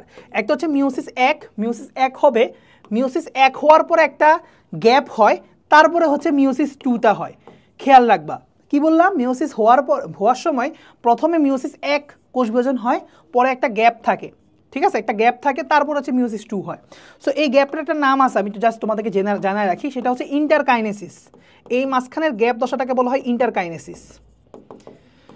কি বলা হয়? ইন্টারকাইনেসিস। সো এখানেও অ্যাকচুয়ালি ইন্টারফেজের মতো বিশ্রাম অবস্থা তৈরি হয়, বাট ডিফারেন্স ইজ দ্যাট এইখানে তোমার ধরো হয় না, কি বলবো, ডিএনএ ডুপ্লিকেশন হয় না, এই জাস্ট এখানে হচ্ছে এই পার্থক্যটা আছে আর কি। যাই হোক, তো এইটারও 2টা অংশ, ক্যারিওকাইনেসিস, সাইটোকাইনেসিস। সো সাইটোকাইনেসিসটাকে আমরা স্কিপ করি। সো ক্যারিওকাইনেসিস তাদের 4টা ধাপ আছে, 4টা, ওদের এখানের মতো 5টা ধাপ না। কোন ধাপটা নাই? মনে রাখবা, প্রোমেটাফেজ নামে ওদের কোনো ধাপ নাই। এই কথাটা খুব ইম্পর্টেন্ট। প্রোমেটাফেজ বলে ওদের কোনো স্পেশাল ধাপ নাই। তাহলে প্রোফেজ 1, প্রোমেটাফেজ বলে কোনো ধাপ নাই। Metaphase 1, metaphase, anaphase, telophase. তাহলে অ্যানাফেজ 1, টেলোফেজ 1, এরকম করে নামকরণগুলো। আবার এখানেও তোমার কি নামকরণ হবে তোমরা জানো? কি হবে বলো তো? বলো। Prophase 2, metaphase 2, anaphase 2, telophase 2। Clear? তো একটু পরে আমরা দেখব যে প্রোফেজ 1 যে দশাটা, সেটা অনেক দীর্ঘমেয়াদী দশা, এবং এই প্রোফেজ 1 দশাকে আবার 5টা আলাদা উপপর্যায়ে ভাগ করছে। কি পর্যায় না, কিন্তু উপপর্যায়। অলরেডি এরা পর্যায়, তাহলে যদি বলা হয় মিওসিসের পর্যায় কয়টা, মানে মিওসিস 1-এর কয়টা পর্যায়ে ভাগ করা হয়? 4টা পর্যায়ে। বাট প্রোফেজ 1-এর আবার কয়টা উপপর্যায়? উপপর্যায় কয়টা? 5টা। এগুলো যদি একটু ক্লিয়ার থাকে। ওকে, সো আমরা একটা এমসিকিউ সলভ করতে গিয়ে আমরা কিন্তু আরও কতগুলো রিলেটেড জিনিসপত্র পড়াই দিচ্ছি তোমাদেরকে। আচ্ছা, তারপর এখন কি বলছে? জেনেটিক্যালি নিয়ন্ত্রিত মৃত্যুকে কি বলে? আমরা জানি এটা হচ্ছে অ্যাপোপ্টোসিস। কেন অ্যাপোপ্টোসিস? কারণ আরেকটা যেটা বাকি আছে সেটা হচ্ছে নেক্রোসিস। কোষের মৃত্যু হচ্ছে 2টা, একটা হইতে পারে অ্যাপোপ্টোসিস প্রক্রিয়া, একটা হচ্ছে নেক্রোসিস। আর এই 2টা তো কোষ বিভাজন, মৃত্যুর কোনো কারণ নাই। তো মাথায় রাখবা, নেক্রোসিসটা হচ্ছে নর্মালি এটা হচ্ছে accidental cell division, sorry sell death, accidental sell death. কারণ কি, এটা ন্যাচারাল সেল ডেথ না। ও অ্যাপোপ্টোসিস হচ্ছে ন্যাচারাল অনেকটা, অর্থাৎ সেল নিজেই জেনেটিক্যালি কোড করে রাখছে এতদিন পর সে মারা যাবে বা এই অবস্থায় সে মারা যাবে, ঠিক আছে? তো এই জন্য অ্যাপোপ্টোসিসকে একটা শব্দ দ্বারা প্রকাশ করা হয়, সেল সুইসাইড, ঠিক আছে? সেল সুইসাইড, কারণ সেল নিজে থেকে আগে থেকে প্রোগ্রাম করে রাখে যে আমি এতদিন পর মারা যাব।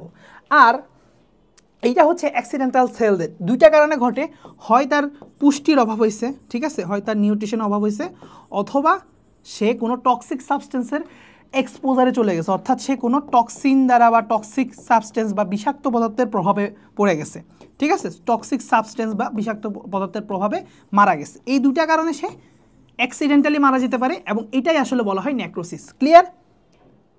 ওকে, এখন আসো বাইভ্যালেন্ট কোথায় তৈরি হয়।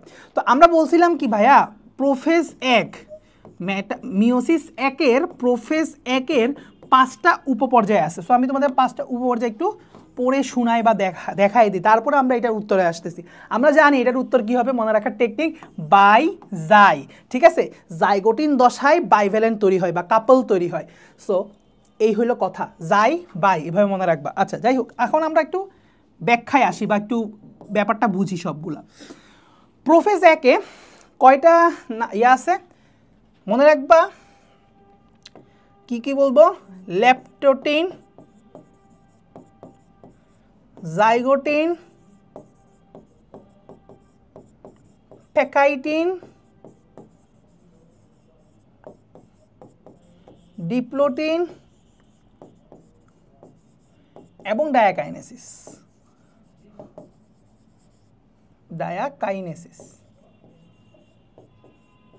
ক্লিয়ার? তাহলে ল্যাপটোটিন, জাইগোটিন, প্যাকাইটিন, ডিপ্লোটিন, ডায়াকাইনেসিস। তো এখন মাথায় রাখবা যে ল্যাপটোটিন দশায় কি স্পেশাল হয়। ল্যাপটোটিন দশায় হচ্ছে যে জলবিয়োজন হবে। নর্মালি যে কোনো কিছু শুরুতেই কি হয়, জলবিয়োজন হয়, ক্রোমোজোমগুলো আস্তে আস্তে মোটাখাটো হওয়া শুরু করে, বিভিন্ন কিছু বিলুপ্ত হওয়া শুরু করে।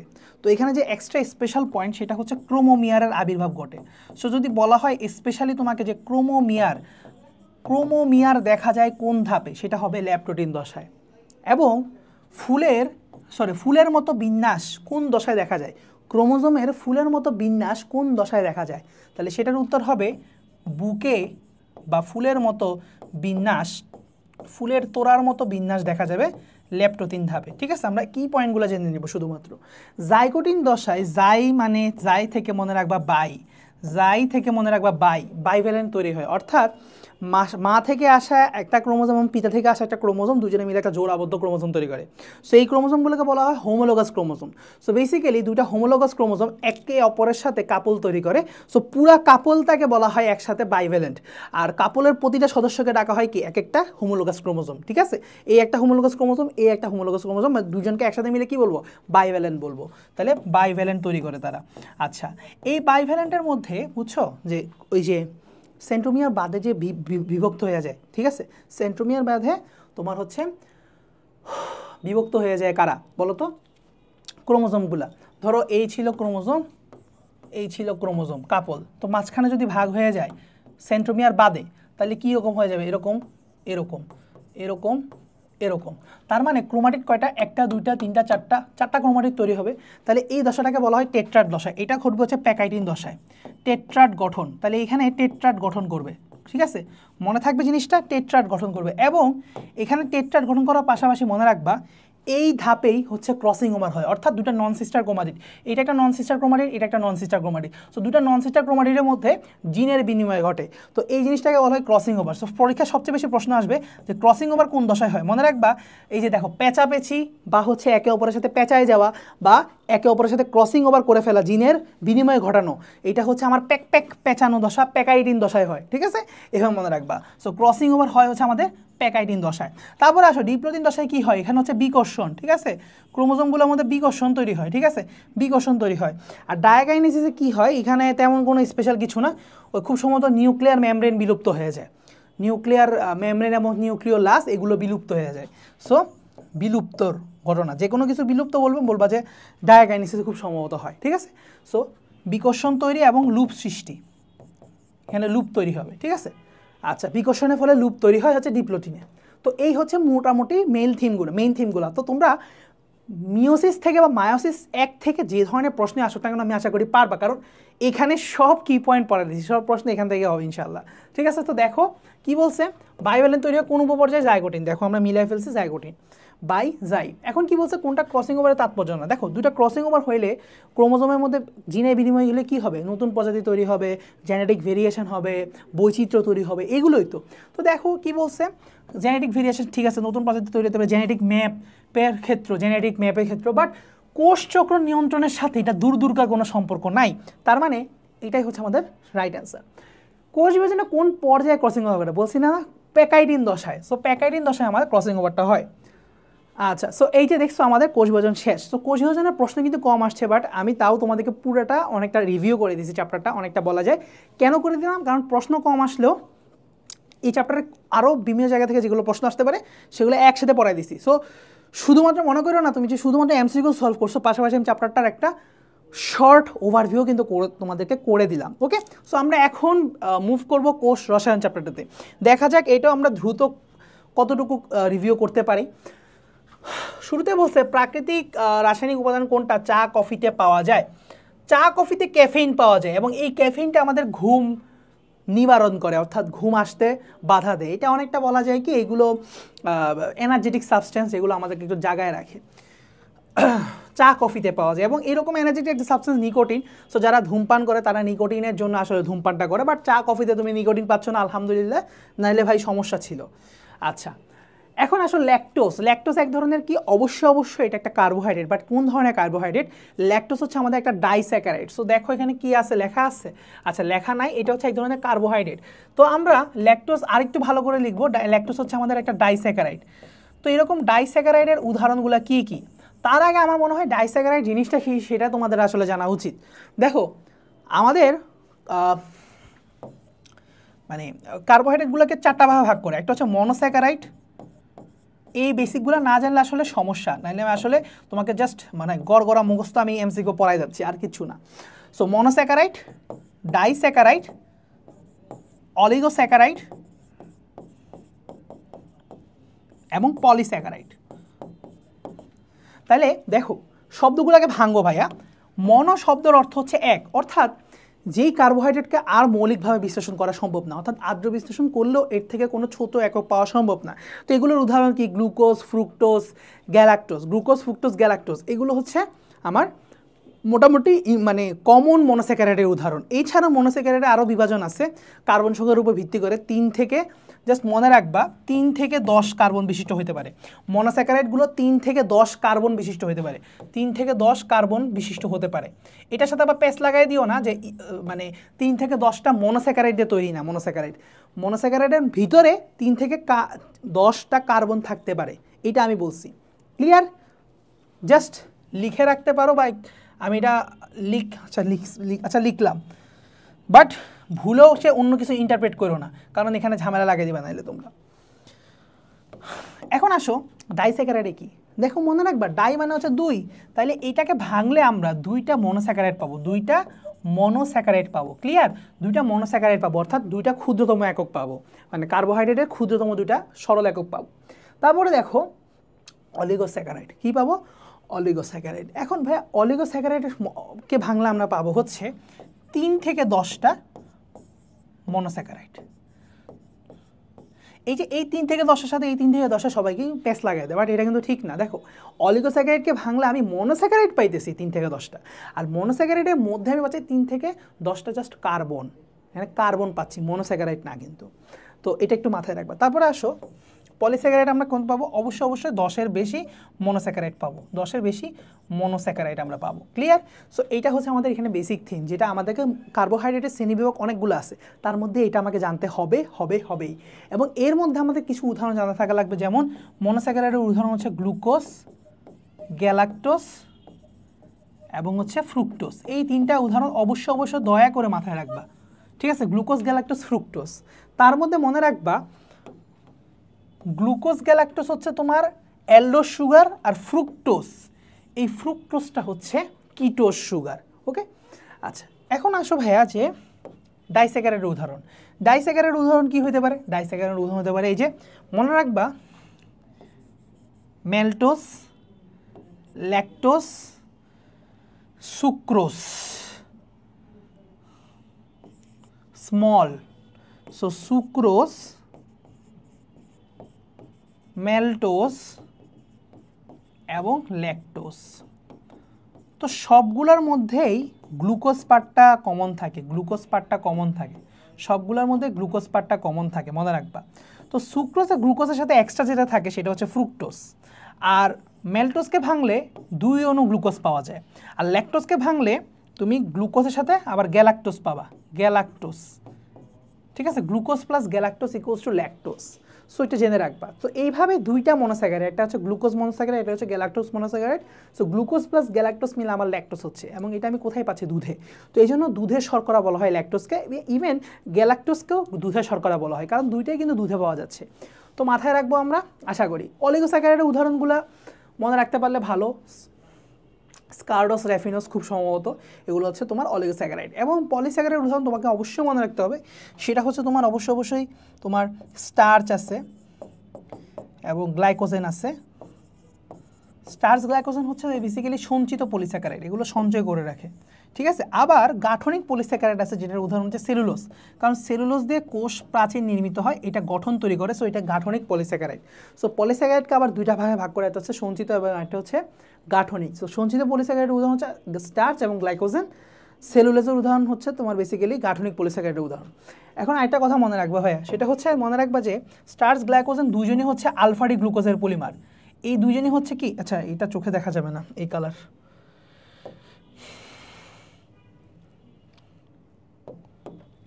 এই দুজনই হচ্ছে আলফা ডি গ্লুকোজের পলিমার। কি এই দুজনই হচ্ছে আলফা ডি গ্লুকোজের পলিমার, বাট এই সেলুলোজটা হচ্ছে বিটা ডি গ্লুকোজের পলিমার। এই সেলুলোজটা হচ্ছে বিটা ডি গ্লুকোজের পলিমার। ক্লিয়ার? সো আশা করি তোমাদের এতটুকু পর্যন্ত ক্লিয়ার। তো আমরা এক প্রকার কার্বোহাইড্রেটের শ্রেণীবিভাগের সবচাইতে মূল নির্যাসটা পড়ে ফেলছি। বইয়ে আরও অনেক শ্রেণীবিভাগ আছে, বাট আমি যতটুকু পর্যন্ত পড়াইছি এই বেসিকটা না জানলে একদমই না। দ্যাটস ওয়াই আমি তোমাদেরকে সামারি করে দিলাম আগে, ঠিক আছে? এরপরও পড়তে পারলে you are more than welcome. So আসি আমরা ল্যাকটোজ একটা আমাদের কার্বোহাইড্রেট এবং এটা ডাইস্যাকারাইড, এটাকে বাংলা আমরা গ্লুকোজ প্লাস গ্যালাক্টোজ পাচ্ছি। অনেকগুলো তথ্য পেয়ে গেছে এবং এটা কোথায় পাবো? ইয়ার মধ্যে, সুগারের মধ্যে, সরি দুধের মধ্যে। তারপরে আসো, আচ্ছা চিনি শর্করা কোনটাকে বলে জানো? চিনি শর্করা হচ্ছে sucrose.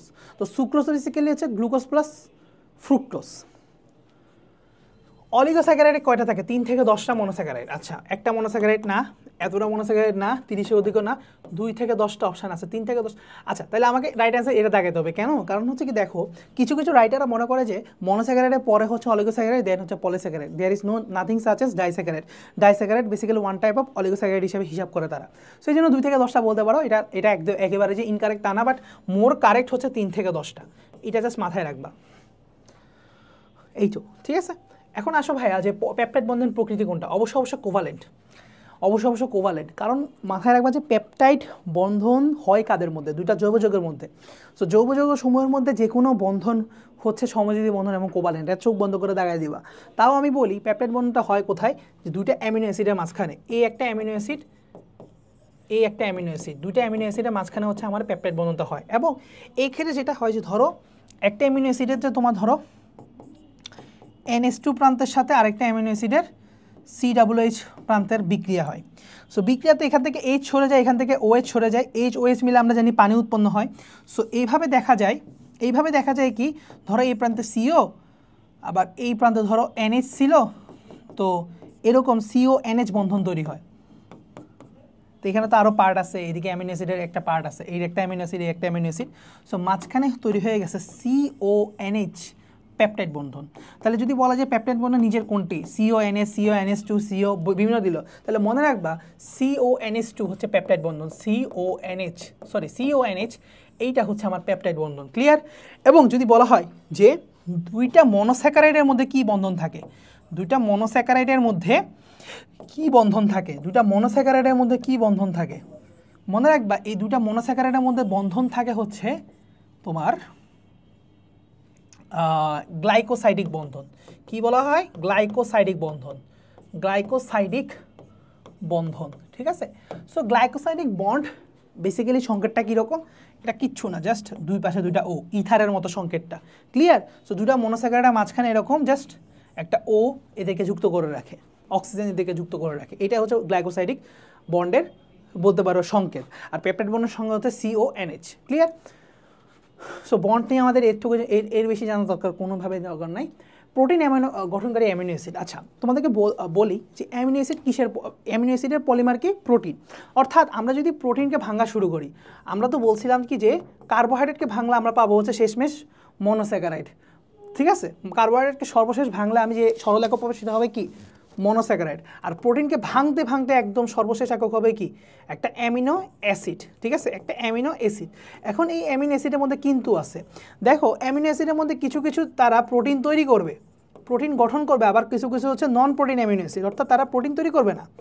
So protein amino acid এবং নন প্রোটিন অ্যামিনো অ্যাসিড দুই ধরনের ভাগ আছে।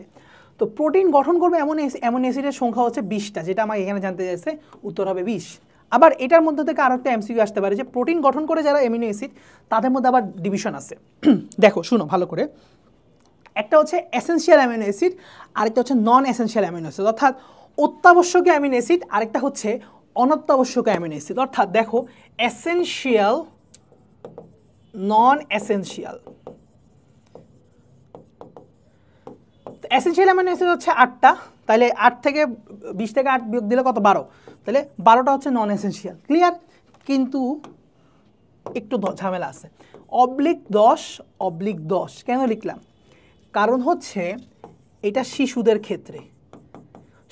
ক্ষেত্রে এসেনশিয়াল অ্যামাইনো অ্যাসিড 2টা এক্সট্রা লাগে, যার মানে ওই শিশুদের জন্য 2টা ওই অ্যামাইনো অ্যাসিড যেহেতু এসেনশিয়াল হয়ে যায়, তাহলে নন এসেনশিয়াল থেকে 2টা কমে যাবে, ক্লিয়ার?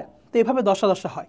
তো শিশুদের জন্য কোন 2টা অ্যামিনো অ্যাসিড এক্সট্রা লাগে সেটা অনেক সময় পরীক্ষা প্রশ্ন করে, সেটা হচ্ছে হিস্টিডিন এবং আর্জিনিন।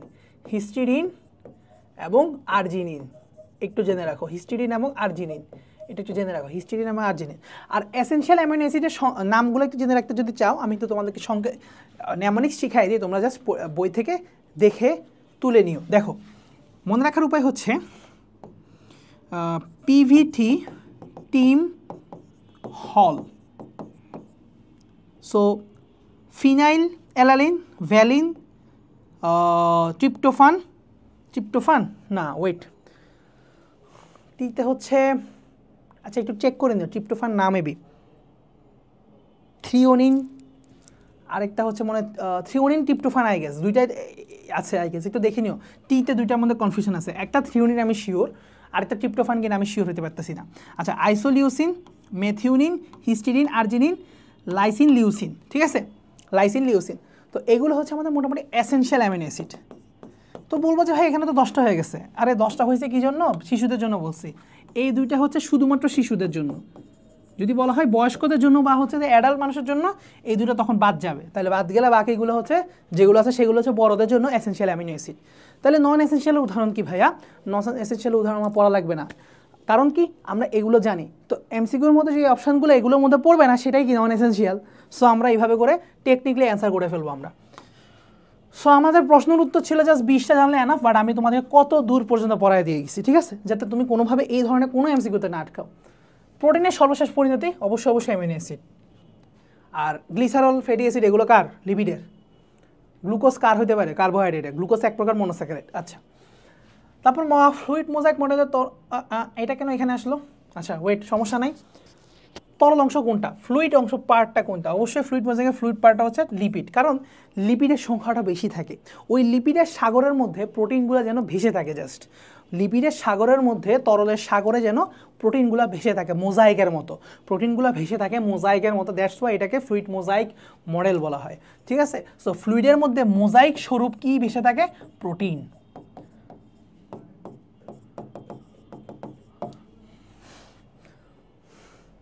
আচ্ছা, চর্বিতে দ্রবণীয় ভিটামিন কোনগুলো? চর্বিতে দ্রবণীয় ভিটামিন হচ্ছে এ, ডি, ই, কে, একদম সিম্পল। তাহলে কোনটা আছে এখানে? ডি আছে, দেখতে পাচ্ছি। এইচ নামে কোনো ভিটামিন তো নাই, ঠিক আছে। আচ্ছা, কোনটা কোএনজাইম না? NADP coenzyme, NAD coenzyme, FMN coenzyme, এফএডিও কোএনজাইম, বাট এটিপিএস কোএনজাইম না। এবং এটা আমি আরেকভাবে শিওর হতে পারি, নামের শেষে এইচ আছে। সাধারণত নামের শেষে এইচ থাকলে সেগুলো এনজাইম হয়, কোএনজাইম না।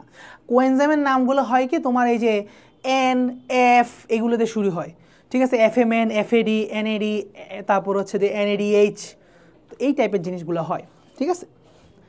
তো এগুলো হচ্ছে কোএনজাইম। তো এটা হচ্ছে আমাদের কোএনজাইম না, তাহলে এটা হচ্ছে আমাদের রং অ্যান্সার। হ্যাঁ দেখো, এটাই হচ্ছে আমাদের কোএনজাইম না। তারপরে আসো এনজাইমের প্রকৃতি। এনজাইমগুলো নর্মালি কি হয়? যে কোনো ধরনের প্রোটিন। সো এনজাইম মানে হচ্ছে কি? এনজাইম হচ্ছে নর্মালি কি ভাইয়া? প্রোটিন ধর্মী হয় এগুলো। এনজাইম মানে হচ্ছে প্রোটিন। আর প্রোটিন কীরকম হয়? প্রোটিন হয় কলয়েড, প্রোটিন হয় কলয়েড ধর্মী, প্রোটিন হয় কলয়েড ধর্মী, ঠিক আছে। তাহলে এটার উত্তর হবে কলয়েড। আচ্ছা, প্রোটিওলাইটিক এনজাইম নিচের কোনটা? আমি তো পেপসিন শুরুতে দেখতেছি। আচ্ছা, এছাড়া একটু মিলাইনি, টায়ালিন, লেসিথিন, সুক্রোজ না। সুক্রোজ ভাই, সুক্রেজ বললেও মানতাম, এটা তো একটা সুগার, এটা তো এনজাইম না। যদি এটা সুক্রেজ বলতো তাও মানতাম। সুক্রেজ হচ্ছে কোনটা? যা সুক্রোজকে ভাঙে যে এনজাইম, তার নাম হচ্ছে সুক্রেজ। নামের শেষে কি আছে? এইজ আছে। আচ্ছা, এটাও তো এনজাইম না। এই দুটার মধ্যে টাই লাগছিল, বাট এরা তো কার্বোহাইড্রেট পরিপাক করে। টায়ালিনের একটা অপর নাম তোমরা জেনে রাখো, সেটাকে কি বলে? Salivary alpha amylase. Salivary alpha amylase. এটা কোথায় পাওয়া যায়? এটা লালারসে পাওয়া যায়। লালারসের মোট কয়টা এনজাইম পাওয়া যায়? মোটামুটি টম 2টা এনজাইম পাওয়া যায়, টায়ালিন এবং মল্টেস। জাস্ট মাথায় রাখবা, টায়ালিন এবং মল্টেস, টম। আর পেপসিন পাওয়া যায় হচ্ছে যে প্রোটিওলাইটিক এনজাইম হিসেবে কোথায়? পাকস্থলীতে পাওয়া যায়। একটু জেনে রাখো, আমরা এক্সট্রা ইনফরমেশনগুলো একটু জেনে রাখলাম। এই তো আমাদের কোষ বিভাজন চ্যাপ্টারের মোটামুটি শেষ, ঠিক আছে। সো স্বল্পের মধ্যে আমরা যা শেষ করলাম আর কি। সো অনেক বড় একটা লেকচার, সো আমরা একটু দ্রুত আগানোর চেষ্টা করব। তো দেখো আমরা এখন অনুজিৎ চ্যাপ্টারে আসি। ওকে, তো কী বলছে নিচের কোনটা ভাইরাস ঘটিত রোগ। তোমাকে শুরুতে জানতে হবে ভাইরাস ঘটিত রোগ নিচের কোনগুলো। তো এটা মনে রাখার জন্য একটা টেকনিক আছে, তোমাদেরকে বলি ভাইরাস ঘটিত রোগ মনে রাখার একটা ছন্দ তোমাদেরকে শিখিয়ে দিই। মনে রাখবা, হাই হাই হাই হাই দেশে বসন্ত মাস এলো, বসন্ত মাস এলো, চিকনা ভাইকে ইনফ্লুয়েঞ্জা জ্বরে পেল।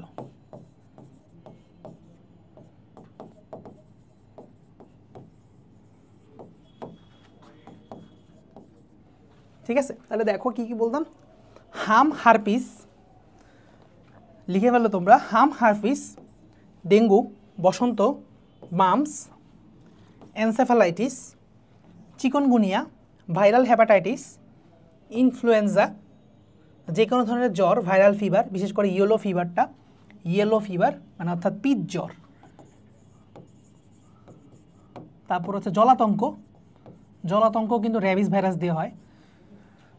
তারপর হচ্ছে পেলোতে হচ্ছে পোলিও। বাকি সবগুলো লেখো, আমি লিখে দিই নাই, তোমরা লেখো। তাহলে দেখো ভাইরাস জনিত কোনটা হবে এখানে। আমরা দেখতে পাচ্ছি cholera basically bacteria, syphilis bacteria, typhoid bacteria, আমাশয় ব্যাকটেরিয়া, একমাত্র হ্যাপাটাইটিস বি যেটা হচ্ছে ভাইরাল হ্যাপাটাইটিস। দেখো ভাই দিয়ে ভাইরাল হ্যাপাটাইটিস বস।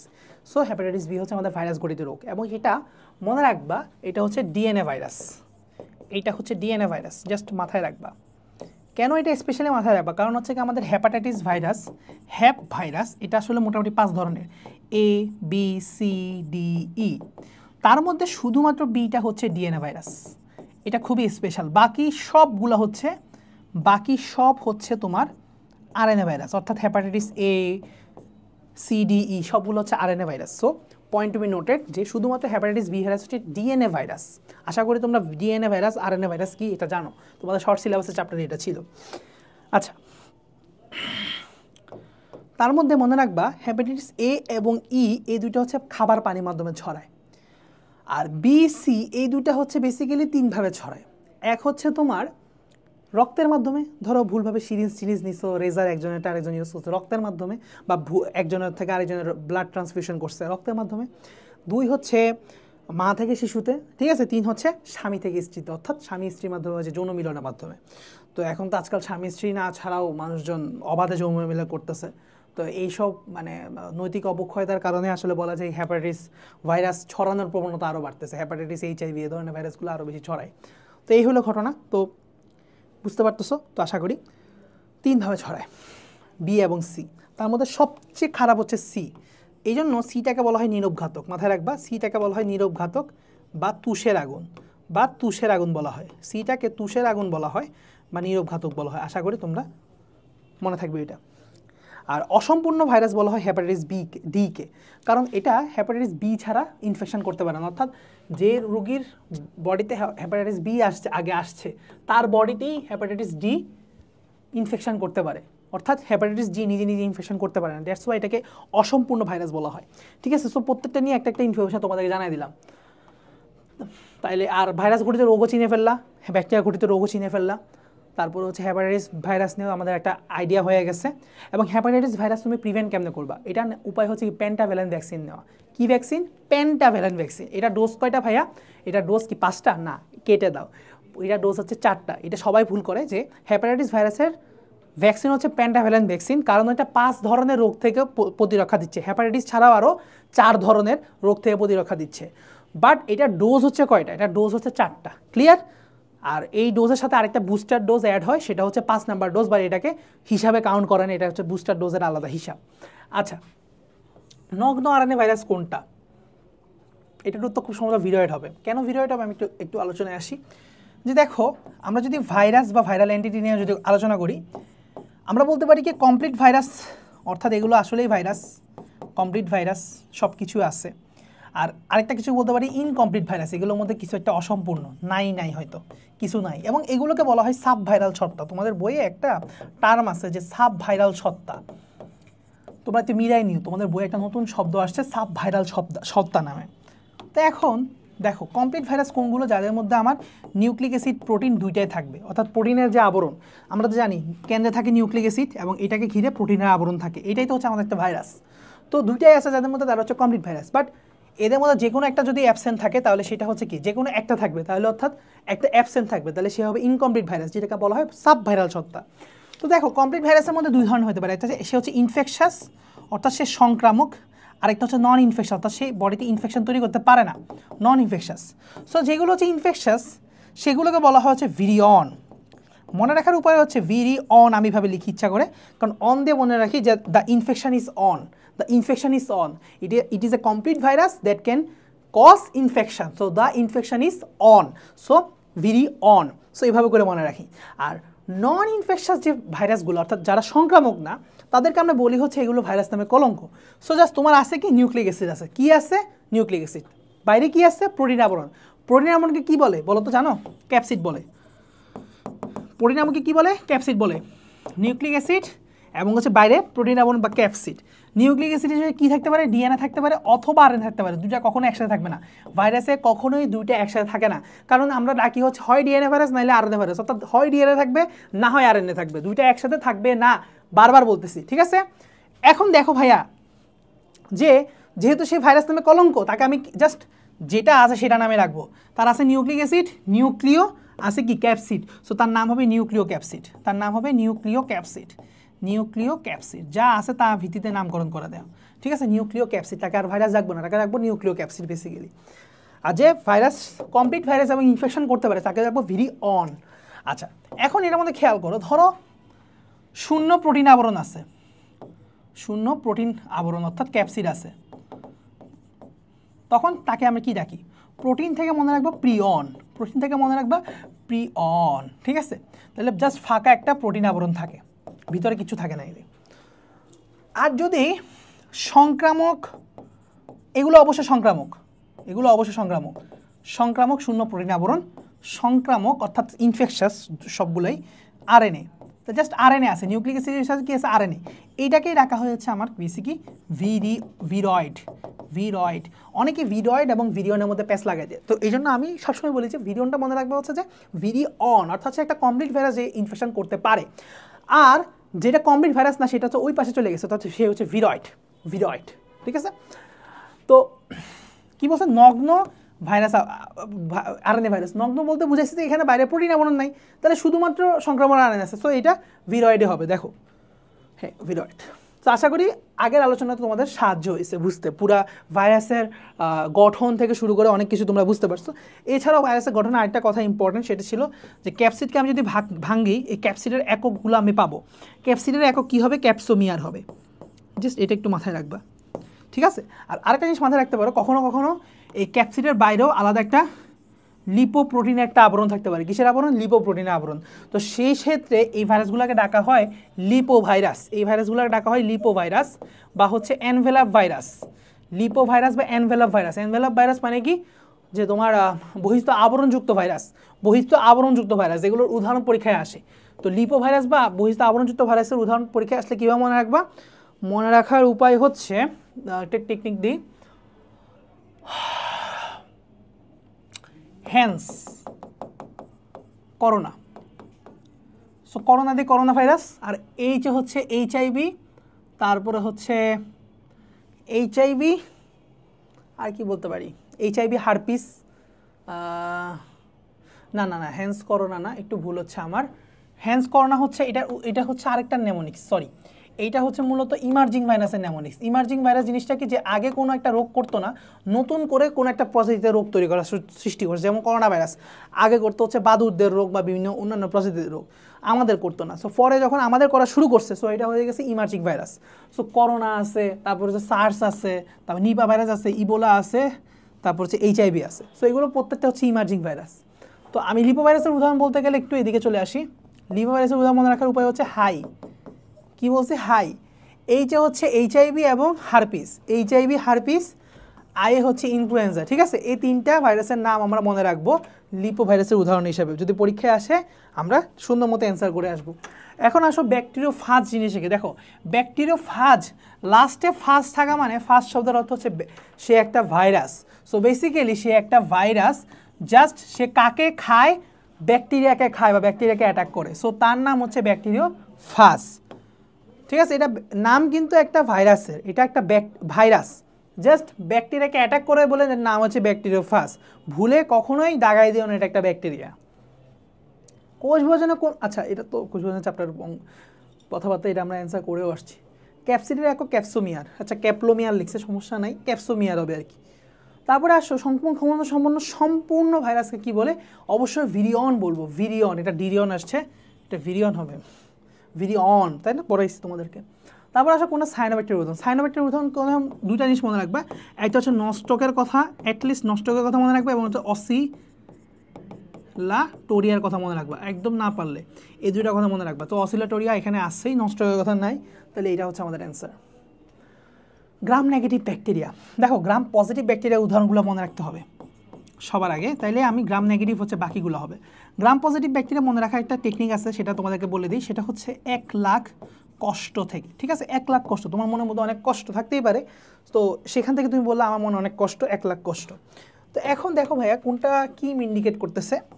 একে হচ্ছে অ্যাক্টিনো ব্যাকটেরিয়া, কি ব্যাকটেরিয়া, অ্যাক্টিনো ব্যাকটেরিয়া, আমি সংক্ষেপে লিখলাম অ্যাক্টিনো ব্যাকটেরিয়া। লাকে হচ্ছে ল্যাক্টোবেসিলাস বা ল্যাকটিক অ্যাসিড ব্যাকটেরিয়া। তারপর হচ্ছে কতে হচ্ছে ক্লস্ট্রিডিয়াম, ক্লতে হচ্ছে ক্লস্ট্রিডিয়াম, ক্লস্ট্রিডিয়াম, ক্লস্ট্রিডিয়াম, বানানটা খুব বাজে করে লিখছি, বুঝতে অসুবিধা হলো সরি। তারপর হচ্ছে স্ট্রেপ্টোককাস, স্ট্যাফাইলোককাস, স্টতে হচ্ছে স্ট্রেপ্টো এবং স্ট্যাফাইলোককাস, স্ট্যাফাইলোককাস, দুইটাই কক্কাস একসাথে লিখে দিচ্ছি, স্ট্রেপ্টোককাস, স্ট্যাফাইলোককাস। তাহলে এখন আমরা দেখি এগুলো হচ্ছে পজিটিভ, তার মানে এই যে স্ট্যাফাইলোককাস অরিয়াস, এটা হচ্ছে অরিয়াস, এটা হবে না, এটা গ্রাম পজিটিভ, নেগেটিভ না। ব্যাসিলাস হইতেও পারে, ভিব্রিও হইতে পারে, মাইক্রোব্যাকটেরিয়াম টিউবারকুলোসিস, এটা হচ্ছে যক্ষার ইয়া। মনে রাখবা এই একটা স্পেশাল ব্যাকটেরিয়াকে গ্রাম স্টেনিংই করা যায় না, অর্থাৎ গ্রাম স্টেনিং তো বুঝো যে গ্রাম পজিটিভ নেগেটিভ কেন বলছে, এটাকে মাইক্রোস্কোপের নিচে গিয়ে স্টেনিং করা হয়, রঞ্জিত করা হয়, রং দিয়ে লাল করা হয়। তো যে বেসিক্যালি গ্রাম স্টেনিং নেয়ই না, তাকে তো আসলে গ্রাম স্টেনিং দিয়ে ভাগ করা যায় না, তাকে বলা হয় অ্যাসিড ফাস্ট ব্যাকটেরিয়া, তাকে অ্যাসিড ফাস্ট স্টেনিং বা জেন স্টেন্স একটা আলাদা একটা ইয়া আছে, জেডেন স্টেনিং করা হয়, তো জেল লেন্সল স্টেনিং বলা হয় এটাকে, বা যাই হোক তোমাদের লেভেলের দরকার নাই। তো অ্যাসিড ফাস্ট ব্যাকটেরিয়া বলে, অ্যাসিড ফাস্ট বেসিলাই বা অ্যাসিড ফাস্ট ব্যাকটেরিয়া বলে। তো এইটাকে অ্যাকচুয়ালি গ্রাম পজিটিভ নেগেটিভে ভাগ করতে পারবে না, সো এটা আগে থেকে আউট। তাহলে এইটা আউট, এটা আউট। এখন কথা হচ্ছে ভিব্রিও এবং বেসিলাসের মধ্যে, মনে রাখবা ভিব্রিও কদারে এটা গ্রাম নেগেটিভ, এটা আমার এমনিও মনে থাকে। তার মানে বেসিলাসটা আসলে কি, খেয়াল করলে দেখবা বেসিলাস সাবটিলিস, এটা গ্রাম পজিটিভ, তাইলে গ্রাম পজিটিভ, তাইলে তো 1 লাখ কষ্টের মধ্যে রেখে পাইছি, দেখি তো পাই নাই, কিন্তু চাইলে তোমরা অ্যাড করে নিতে পারো, অ্যাড করে নিতে পারো 1 লাখ কষ্ট প্লাস বি দিয়ে ব দিয়ে, না এটা কীভাবে অ্যাড করবা করো দেখো। সো এতটুকু শিওর আমি, ভিব্রিও কলার এরা গ্রাম নেগেটিভ, একদম আমি শিওর, 100% শিওর গ্রাম নেগেটিভ হচ্ছে ভিব্রিও কলারা। ঠিক আছে, সো আমি এইটাই দাগাবো, আমি বেসিলাস দাগাবো না। আমি জানি যে এইটা পজিটিভ আর এটা হচ্ছে আউট অফ কোয়েশ্চেন, এটা কখনো গ্রাম পজিটিভও না নেগেটিভও না, ঠিক আছে। তাহলে আর এটা হচ্ছে নেগেটিভ, সো প্রশ্ন চাইছি এইটাই। ওকে, তাহলে ব্যাসিলাস কি হচ্ছে বাই ডিফল্ট পজিটিভ, তো আমরা এটা মাথায় রাখবো। মিথজীবী ব্যাকটেরিয়া, মিথজীবী ব্যাকটেরিয়া থাকে হচ্ছে ইয়ার মধ্যে, ওই যে শিম, তারপরে লিগিউম জাতীয় উদ্ভিদের নোডিওলে, মানে মূলের নোডিওলে থাকে, এটা হচ্ছে রাইজোবিয়াম হওয়ার কথা। দেখি তো উত্তরটা কি দিছে, হ্যাঁ রাইজোবিয়াম। তারপর আসো চা পাতায় রোগ সৃষ্টি করে কোনটা, ফাইটোপথোরা ইনফেস্টান্স, ফাইটোপথোরা ইনফেস্টান্স চা পাতায় রোগ তৈরি করতেছে, ওই যে ধসা রোগ, এই যে এটা। তারপরে আসো ভিভ্যাক্সা গ্যামেটোসাইস কয়দিন পর্যন্ত, 7 দিন পর্যন্ত, 1 সপ্তাহ পর্যন্ত বেঁচে থাকে। এটা উত্তর মনে রাখা সোজা, জাস্ট এটা মনে রাখবো যে 1 সপ্তাহ বেঁচে থাকে, গ্যামেটোসাইটগুলো 1 সপ্তাহ বেঁচে থাকে। আচ্ছা, টার্সিয়ান ম্যালেরিয়া, আচ্ছা এখানে একটা চার্ট আছে ভাই, ওই চার্টটা একটু পড়ায় দিই। সেটা হচ্ছে ফপ এম, মানে আমরা জানি প্লাজমোডিয়ামের 4টা প্রজাতি মানুষের রোগ সৃষ্টি করে। প্লাজমোডিয়ামে নর্মালি 60টা প্রজাতি হচ্ছে মেরুদণ্ডী প্রাণীগুলোতে রোগ সৃষ্টি করে, বাট আমাদের মানুষের মধ্যে রোগ সৃষ্টি করতে পারে অনলি 4 প্রজাতি, প্লাজমোডিয়াম ফ্যালসিপারাম, প্লাজমোডিয়াম ওভালে, প্লাজমোডিয়াম ভিভেক্স এবং প্লাজমোডিয়াম ম্যালেরিয়া। তো কোনটা কি সৃষ্টি করতেছে আমরা একটু জেনে নিই শুরুতে। দেখো মাথায় রাখবো হচ্ছে ফ্যালসিপারাম করে হচ্ছে আমার malignant malaria, malignant tertian, malignant, আচ্ছা আমি একটু ইংলিশে লিখি, ম্যালিগন্যান্ট টার্সিয়ান ম্যালেরিয়া, ঠিক আছে। ওভালে করে হচ্ছে মৃদু টার্সিয়ান ম্যালেরিয়া, মৃদু মানে হচ্ছে মাইল্ড টার্সিয়ান ম্যালেরিয়া। ভিভেক্স করা হচ্ছে বিনাইন টার্সিয়ান ম্যালেরিয়া। আর ম্যালেরিয়া প্লাজমোডিয়াম ম্যালেরি যেটা করে সেটা হচ্ছে বেসিক্যালি কোয়ার্টার ম্যালেরিয়া, ঠিক আছে। আচ্ছা এগুলো মনে রাখার টেকনিক কি আমি একটু বলে দিই তোমাদেরকে, যে আমি যে মনে রাখি ম্যালেরিয়া, রিয়ার প্রতি টান কোয়ার্টান, এখান থেকে এইভাবে মনে রাখি, রিয়ার প্রতি টান কোয়ার্টান, ম্যালেরিয়া রিয়ার প্রতি টান কোয়ার্টান। আর ফ্যালসিপারাম হচ্ছে সবচেয়ে ফাজিলটা, আর সবচেয়ে ফাজিল মানে খারাপ, খারাপ মানে হচ্ছে ম্যালিগন্যান্ট, ম্যালিগন্যান্ট শব্দের অর্থ হচ্ছে সবচেয়ে খারাপ। আর ভিভেক্স মানে হচ্ছে ভালো, আর ভালোর একটা ভালো সমার্থক শব্দ হচ্ছে বিনাইন, বিনাইন শব্দের অর্থ হচ্ছে সে মোটামুটি ভালো। কারণ কি যে টিউমার দুই ধরনের হয়, এটা হচ্ছে বিনাইন, এটা হচ্ছে ম্যালিগন্যান্ট। ম্যালিগন্যান্ট টিউমারটাকে আমরা বলেছি সে ক্যান্সারের পরিণত হয়েছে। সো ক্যান্সার বলতে কি খারাপ বোঝায় না, সো ম্যালিগন্যান্ট বলতে আমরা বলি যে ক্যান্সার হইলে তখন আমরা বলি এটা ম্যালিগন্যান্ট টিউমার হয়েছে। আর যখন দেখেছে যে টিউমার লেভেলে আছে, এটা ছড়ায় না, এটা খারাপ না, এটা আরও কিছু প্রপার্টি নাই, ভালো ভালো প্রপার্টি আছে, তখন সেটাকে আমরা বলি হচ্ছে বিনাইন, এটা তেমন কিছু অসুবিধা নাই, এটা সার্জারি করলে ঠিক হয়ে যাবে। সো বিনাইন মানে হচ্ছে ভালো। তো এখন মাথায় রাখবা, তো এগুলো কত ঘন্টা পর পর জ্বর আসে একটু আমরা এটা জানি রাখি।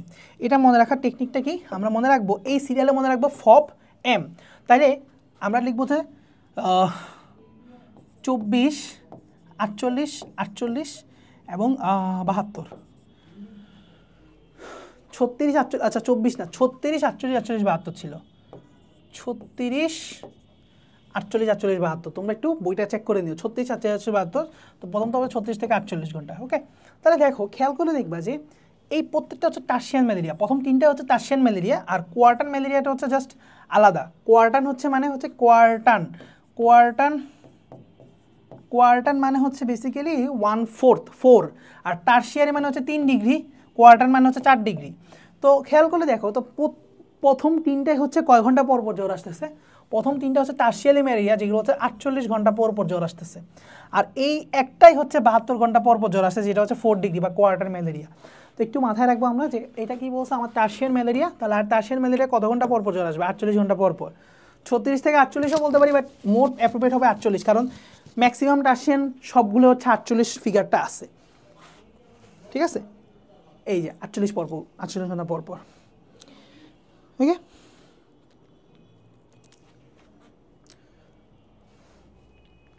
তারপরে আসো ভাইয়া কি বলছে, ম্যালেরিয়া পরজীবী কর্তৃক লোহিত রক্তকণিকার ভিতরে তৈরিকৃত রঞ্জক হিমোজয়েন নামক বর্জ্য পদার্থ তৈরি হয় আরবিসির ভিতরে, তাহলে এটা হচ্ছে রাইট অ্যান্সার।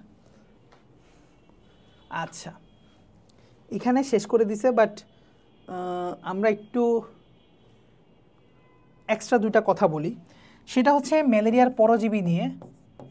ম্যালেরিয়ার পরজীবী নিয়ে আমরা একটু না জানলে আসলে এটা অপরাধী মনে হবে, এতটুকু পার্ট যদি আমি ডিসকাস না করে যাই, আমি হয়তো পুরো জীবনচক্র পড়াচ্ছি না, মানে জাস্ট ইম্পর্টেন্ট 2-3টা জিনিস আমি তোমাদেরকে বলে দিই। দেখো ম্যালেরিয়ার পোষক হচ্ছে দুইটা, পোষক কয়টা ভাইয়া, পোষক হচ্ছে দুইটা, একটা হচ্ছে মুখ্য পোষক,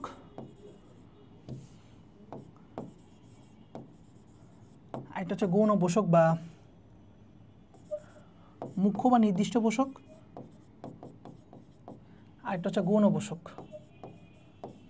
আচ্ছা গৌণ পোষকের আবার অপর নাম হচ্ছে মাধ্যমিক পোষক, ঠিক আছে। মাধ্যমিক পোষক এবং নির্দিষ্ট পোষক এই দুইটা নামে সবচেয়ে বেশি সমাদৃত, মুখ্য গৌণটা তেমন অনেক সময় বলে না প্রশ্নে। তো মানুষ হচ্ছে নির্দিষ্ট নাকি মাধ্যমিক, এটা মনে রাখতে অনেকে পারে না। সো এটা মনে রাখার একটা টেকনিক বলে দিই, যেটা তোমার পরীক্ষা হলে কখনো স্ট্রেসে ভুলবা না, সেটা হচ্ছে মামামণি। কি বলছি, মামামণি, কি বললাম, মামামণি। আমরা মাকে বা মামাকে আমরা অনেক আদর করে বলি না, মামামণি আসছে, মামামণি আসছে, ঠিক আছে। সো মাতে হচ্ছে মানুষ, তাহলে মানুষ হবে মাধ্যমিক পোষক, শেষ, সোজা না ভাইয়া। মানুষ হচ্ছে মাধ্যমিক পোষক আর মশকি, কোন মশকি বলো তো? অ্যানোফিলিস মশকি। ম্যালেরিয়া পরজীবীর জন্য কোন মশকি? এটা মশা না কিন্তু, মশকি মানে কি? স্ত্রী মশা। তাহলে মশকি, কোন মশকি? অ্যানোফিলিস মশকি। অ্যানোফিলিস মশকিটা হচ্ছে নির্দিষ্ট পোষক, এদের নির্দিষ্ট পোষক বা মুখ্য পোষক। তাহলে আজকের পর থেকে ভুল হবে জিনিসটা, তাহলে এই জিনিসটা একটু জেনে রাখবা, নির্দিষ্ট পোষক হচ্ছে তোমার অ্যানোফিলিস মশকি, আর গৌণ পোষক হচ্ছে মানুষ। একদম ইজি করে মনে রাখবো।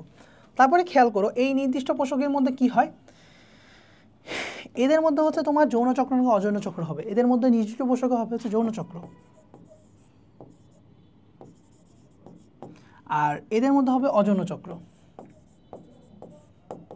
অযৌন চক্রকে বলা হয় সাইজোগনি। তাহলে যদি বলা হয় সাইজোগনি কোথায় হয়, মানুষে নাকি ওদের মধ্যে? মশকের মধ্যে, অবশ্যই মানুষের মধ্যে অযৌন চক্র ঘটবে। ঠিক আছে, অর্থাৎ মাধ্যমিক কোষকে সাইজোগনি ঘটবে, একই কথা, সবই একই কথা। তো এইটা দুই জায়গায় হয়, একটা হচ্ছে তোমার যকৃতে যেটাকে বলা হয় হেপাটিক সাইজোগনি, আবার আরেকটা হয় আরবিসিতে যেটাকে বলা হয় ইরেথ্রোসাইটিক সাইজোগনি। ইরেথ্রোসাইটিক সাইজোগনি তোমরা নামগুলো লিখে রাখতে পারো চাইলে, আমি জানি তোমরা আশা করি পারো। তো হেপাটিক সাইজোগনির মধ্যে যেটা হয় যে আমরা স্টেপগুলো পড়ে নিবা, তোমরা মনে তোমাদেরকে একটা কাজ থাকবে, বাড়ির কাজ, সেটা হচ্ছে কি যে হেপাটিক সাইজোগনিতে কিসের পর কী হয় এটা তোমরা সিরিয়ালটা মুখস্থ করে নিও, ভিতরে পড়ো বা না পড়ো। আর ইরেথ্রোসাইটিক সাইজোগনিতে কিসের পর কোন স্টেপ হয় সেটা তোমরা জাস্ট একটু মনে রাখবা, এটা তোমাদের হচ্ছে বাড়ির কাজ। এটা মনে রাখা আশা করি খুব কঠিন না, এটা মাথায় রাখবা। যৌন চক্রের মধ্যে দুইটা স্টেপ আছে, স্পোরোগনি এবং গ্যামেটোগনি। Gametogony, sporogony. সো একটা চার্ট আছে তোমার বইয়ের মধ্যে, ঠিক আছে? একটু দেখবা, তুমি বইটা উল্টাবা, একটা লম্বা চার্ট আছে, ওই চার্টটা মুখস্থ করে ফেলবা, 100% ইম্পর্টেন্ট। তুমি দেখবা যে প্রায় ম্যাক্সিমাম 80% এমসিকিউ পারতেছো, ওই বড় লম্বা এরকম একটা চার্ট আছে, এটা পড়ে ফেললে তুমি পারতেছো। আর আরেকটা চার্ট তো আমি তোমাকে পড়াই দিলাম, এই যে কত ঘন্টা পর পর জ্বর আসে, তো ওই চার্টটা পড়ে ফেলবা, তাহলে ম্যালেরিয়াতে ম্যাক্সিমাম 90% কোয়েশ্চেন ওখান থেকে তুমি কমন পাবা ইনশাআল্লাহ।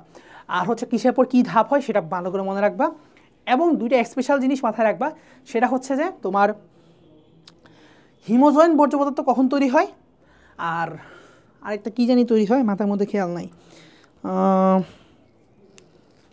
ওয়েট,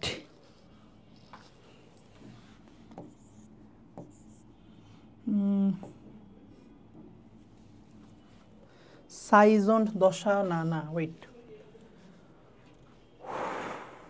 সা দিয়ে জানি কি একটা জিনিস আছে, ভুলে গেছি, মনে আসতেছে না। তো হিমোজয়েন্ট বর্জ্য পদার্থ একটা ইম্পর্টেন্ট পয়েন্ট, যে হিমোজয়েন্ট বর্জ্য পদার্থ কোন দশায় তৈরি হয় সেটা মাথায় রাখবা। হিমোজয়েন্ট বর্জ্য পদার্থ খুব সম্ভবত সাইজন দশায় তৈরি হয়, if I am not wrong, এটা হচ্ছে সাইজন দশায় তৈরি হয়, সাইজন দশায় তৈরি হয়। আর হচ্ছে এমিবয়েড ট্রোফোজয়েড দশা জানি কি তৈরি হয় একটু দেখে নিই, আমার মাথায় আসতেছে না। এমিবয়েড ট্রোফোজয়েড দশা জানি কি তৈরি হয়, আমার মাথা থেকে একটু ছুটে গেছে ভাইয়ার, ঠিক আছে, দুঃখিত, একটু দেখে নিও। এমিবয়েড ট্রোফোজয়েড দশা জানি কি তৈরি হয়, দন্তেশ্ব দিয়ে খুব সম্ভবত কিছু একটা, সেটা দেখে নিবা। হ্যাঁ,